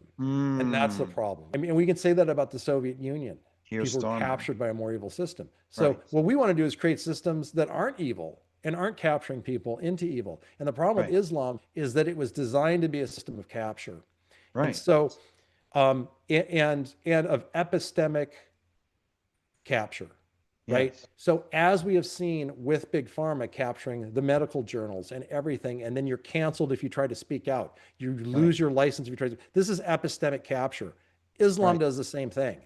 Once it Mm. takes over, you cannot criticize Islam or you're going to be killed, right? And if you're a Right. Muslim, you cannot convert or you're going to be killed. So there's no external critique, no internal critique that also doesn't involve being severely harmed or killed, right? Right. So once you have that, you have epistemic control. And by Mm. epistemic, I mean epistemology. That's how we come to knowledge. And this Yep. isn't my term. There's somebody, I'm going to have to find out who it was, gave a Right. great, said, use this term before Congress. And I'm like, that's brilliant. It's one of the best terms I've heard this decade. Okay, because it's not just about capturing a regulatory agency or capturing Right. this or that. It's capturing the whole the very system by which we discern what is actually true from what is false. That's epistemic capture. Mm.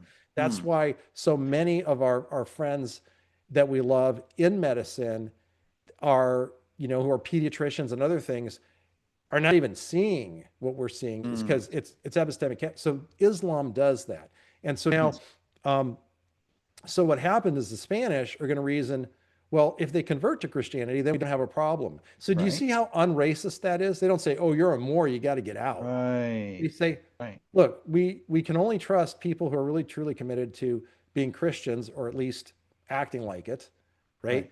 And so they need to convert. Mm. That's where Taqiyya emerges, Right. because then you got a ruling out of the Islamic community. Right. Because now what are the people in Granada going to do? Mm. Well, the ruling came that that Muhammad's writings could be interpreted that since you're allowed to lie for the advancement of Islam, you can lie to a great degree. You can lie Yes. to the degree that you get baptized, profess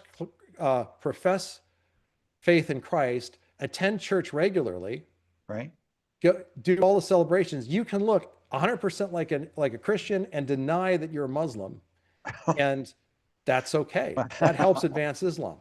So that was, Wow. so now you can see why there was the rise of the Inquisition, because what Wow. you had were now covert populations of Muslims actively working for Muslim Wow. dominance in Spain, who are the best church attenders that anybody ever saw, right? Wow. Because they're playing the act fully. Like even the Dang. actual Christians are playing the act. Like, yeah, maybe you don't go to church this week, right? You know, Wow. but the Muslims are, they're playing the role.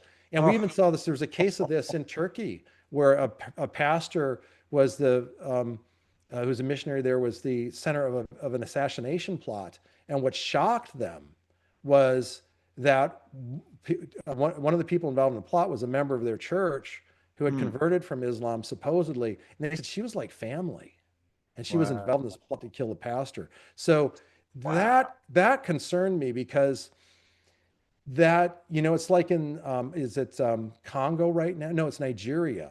Yeah. You've got that Muslim group, and there's this saying that's come to light from the Muslim group of, well, the Right. Christians are like a chicken that you have in the yard, Right. and you treat it kindly and you feed it and you're nice to it and you treat it lovingly Mm. until it's time for, until you need to eat, until it's time for the harvest. Then Wow. you cut its head off. And that's how those Muslims view their Christian neighbors. Christian neighbors Wow. were so surprised that people that they had business with and relationships with for a long Wow. period of time were now actually part of murdering them.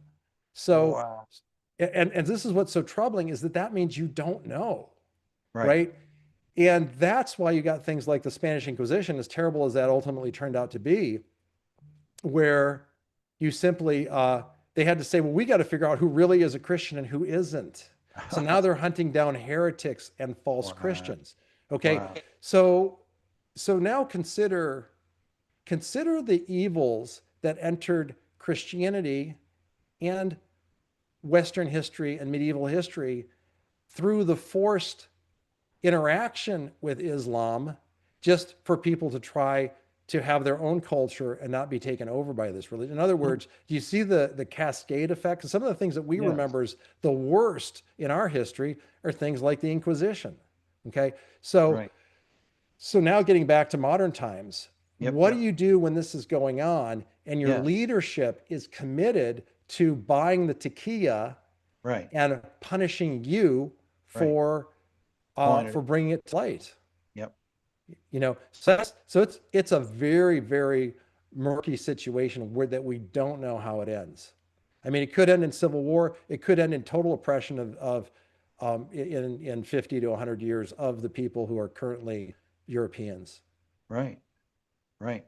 So is there a lesson to be learned from Poland, from Hungary, countries that just took a hard line, closed the borders, expelling Muslims as a threat to their culture, their traditions, their society?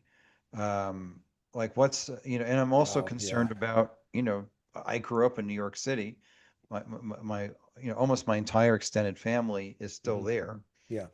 And now we have a Muslim communist with a great smile, who used all these principles to get into office. We have the suicidal empathy Yeah. of the woke left who elected him. A Mhm. million people voted for this guy. Um, so I'm concerned about that. What's What do we happening in do? Minnesota? Well, Uh, here's the. Can I just make a prediction then, based yeah, on my please. That's what I was understanding asking. of the inductive look at what's happened in the past in human nature? Right, It's to, like, because we're thinking, well, what's the solution, and could we propose a solution? And right. you know, it's very difficult, because it sounds like this is the solutions we'd propose are things that we wouldn't want to have Yeah, to propose, and that certainly nobody would want to hear us proposing, right? right, Or you know, we get in trouble for proposing. right. So um, you know, we get banned from travel in Europe for proposing, right? For So, sure. and do we know 100% those are the solutions? Like, I mean, so we're Right, still figuring out. But my right, guess is that it won't happen until it has to. In other words, uh, people will go the easy path until Right. the easy path is now the most painful and hard path, and then they'll have Oh, to take another hard path. That's that to me, okay. that's human nature. So I think so. The question is, when is that?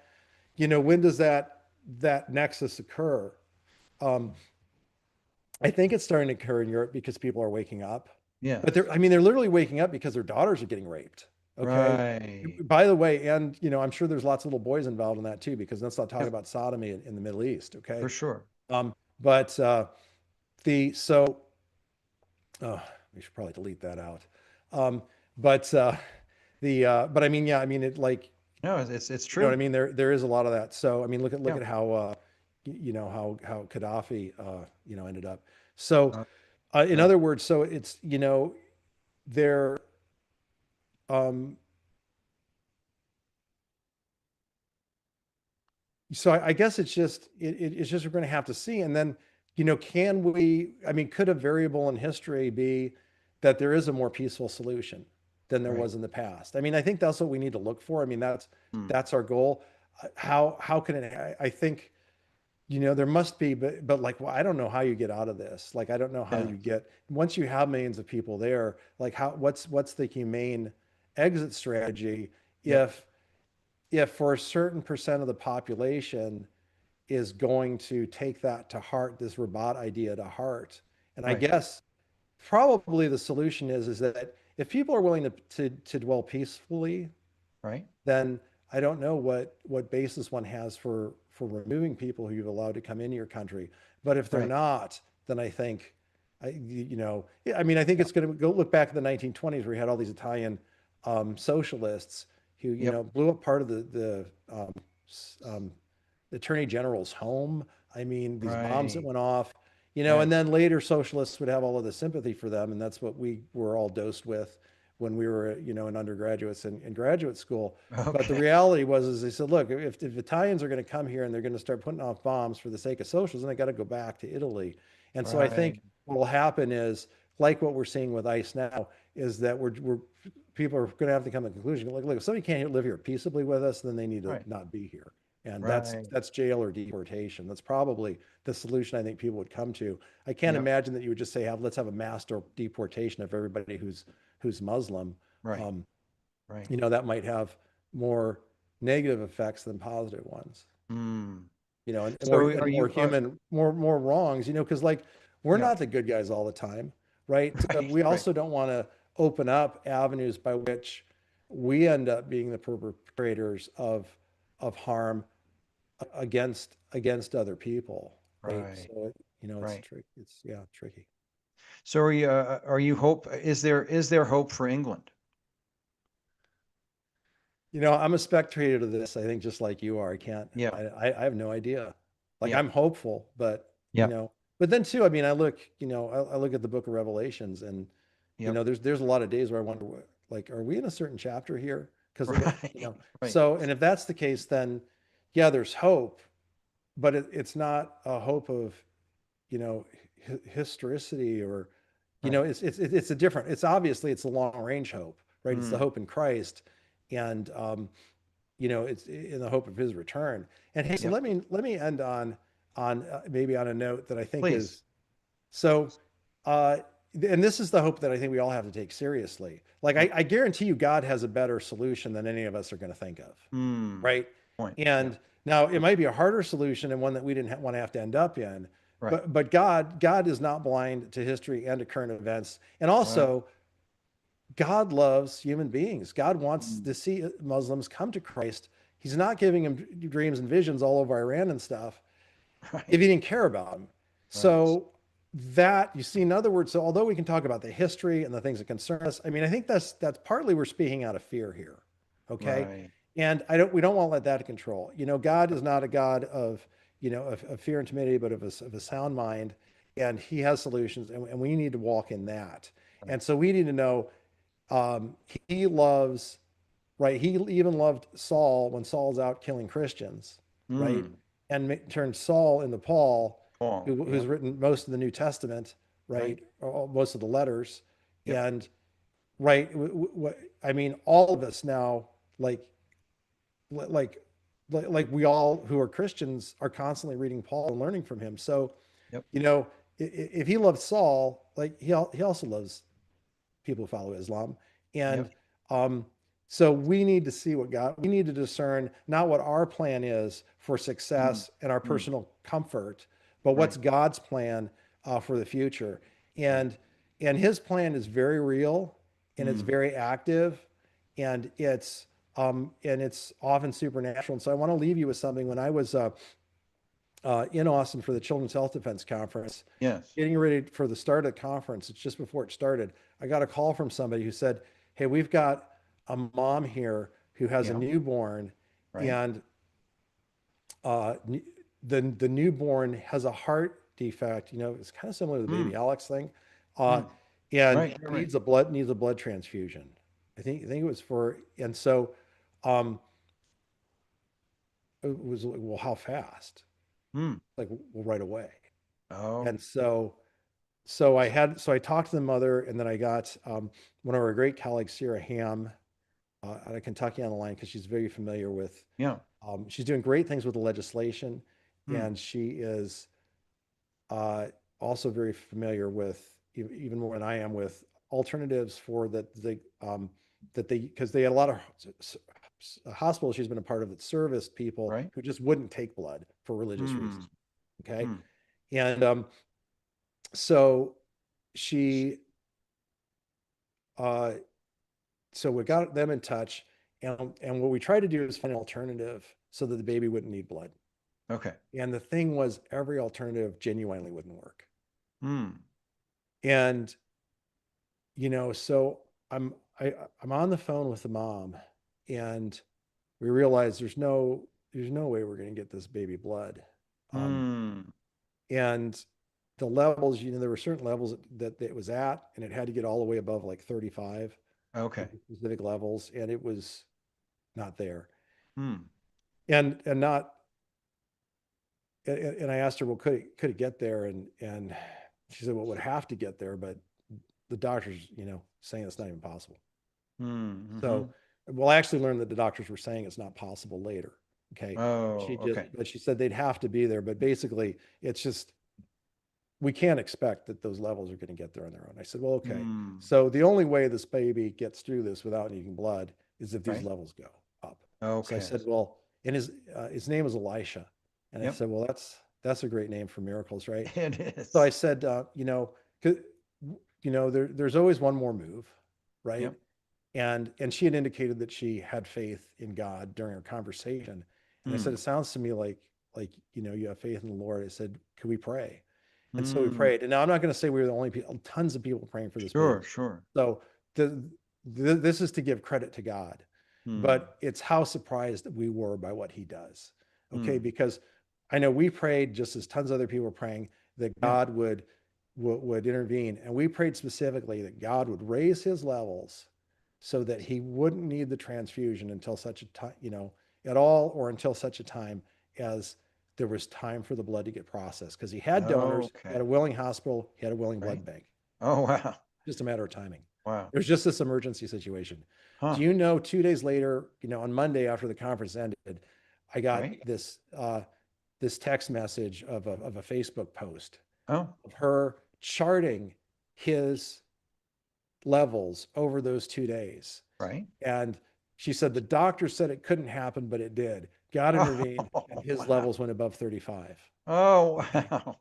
Yeah. Amazing. And so um, that's the kind of thing we need to, I think we need to rely on Yes. in everything we've talked about today, Yep. whether it's justice and helping people in medicine, whether it's the uh, gigantic, it's like in book of Proverbs, like fish caught in a cruel net. Some men are caught in evil times that fall swiftly upon them.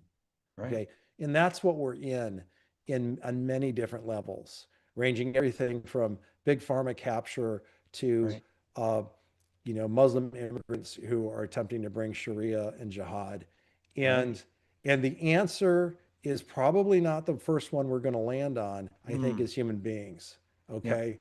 Like with baby Elijah, the actual answer was the last one we landed on, Mm. because we we rightly looked at every human alternative, Right. and when those were expended, we said, well, let's go back to what everybody is already doing, which is praying to God, and let's be real Yes. specific about this. This is what we need. Okay. And I'm not saying God heal him because we were specific or anything. I'm just saying Right. that was what that's how our hearts changed. And Yes. it was Making room really, for the it's one miraculous. of the most, we included it in our newsletter. I'm going to include it for an Easter post on the Substack, recount this. And I just think if that's the approach that we take, and I do regret a little bit talking about like some of the darker things that do seem to be prevalent in the Middle Yep. East, Yep. because that's not how we want to think of people. Okay, I Yes. mean we have to understand we have to face evil and human sinfulness straight Yes. on so that we protect ourselves and those we love, just Right. like watching the movie Dark Waters. Okay, For but it sure. doesn't mean that we judge or don't love or don't Right. have the mind of Christ and the heart of Christ to those people who he loves and wants to reach. And that Yeah. means that we have to be first and foremost listening to him and serious about what his solutions are, because we Mm. don't, we don't want to lose a single one that he wants That's to right. reach. And I That's right. just think that probably means God's plan is something we'll be amazed by when it's Mm. over. Yes, indeed. Excellent. Clinton, thank you so much. Appreciate your willingness to go there. Yeah. I didn't want to lose an opportunity to speak with someone with your background in history, theology, religion, to not touch on this subject, because it is, it's current, and as you pointed out, the thinking is related to what got us into the COVID fiasco, which is a psychological operation as much as anything else. Mhm. So anyway, appreciate your willingness to go there and Well, for that's your deep thought on this subject and giving some sure. historical context that's relevant for today, All right. and remembering, as I've said here, many times, God wins, and the life prevails, and we're here to help, be the instruments of that as best we can. Great. So thank you, my Thanks. friend, for the time. Appreciate Sure. My the pleasure. marathon show today. This will Yeah, be thanks to everyone very has memorable. stuck around for that. Wow, you're right. This is a marathon show. I did not even It notice the is. time. Wow. Well, it was good. It was a Even good conversation. Thank you. excellent conversation. I appreciate you and your time today, and just the huge insights in your ongoing work. Thank you. All right. You have a great Blessings, day. my friend. Thank you again. Bye. Okay, well, thank you for folks who've hung in there. I'm going to, just as a thank you, I'm going to play some Bach for you, and we'll close our time with that. If you'd like to stick around, we're done. But I wanted to play the air on the G string for you, kind of my, kind of improvised interpretation of that. So thanks, everybody. We have a great show next week with Moms Who Ask Why, the two moms who are behind Moms Who Ask Why. I was just on their show. That'll be out next month, and wanted to. So please, hope to see you next week for that. And here's a little Bach for you. Hi. Oh, and this guy wanted to say hi because he's been very patient and quiet this whole time, and he just and he wants a little attention and a little hello, and yeah, okay, all right, here we go.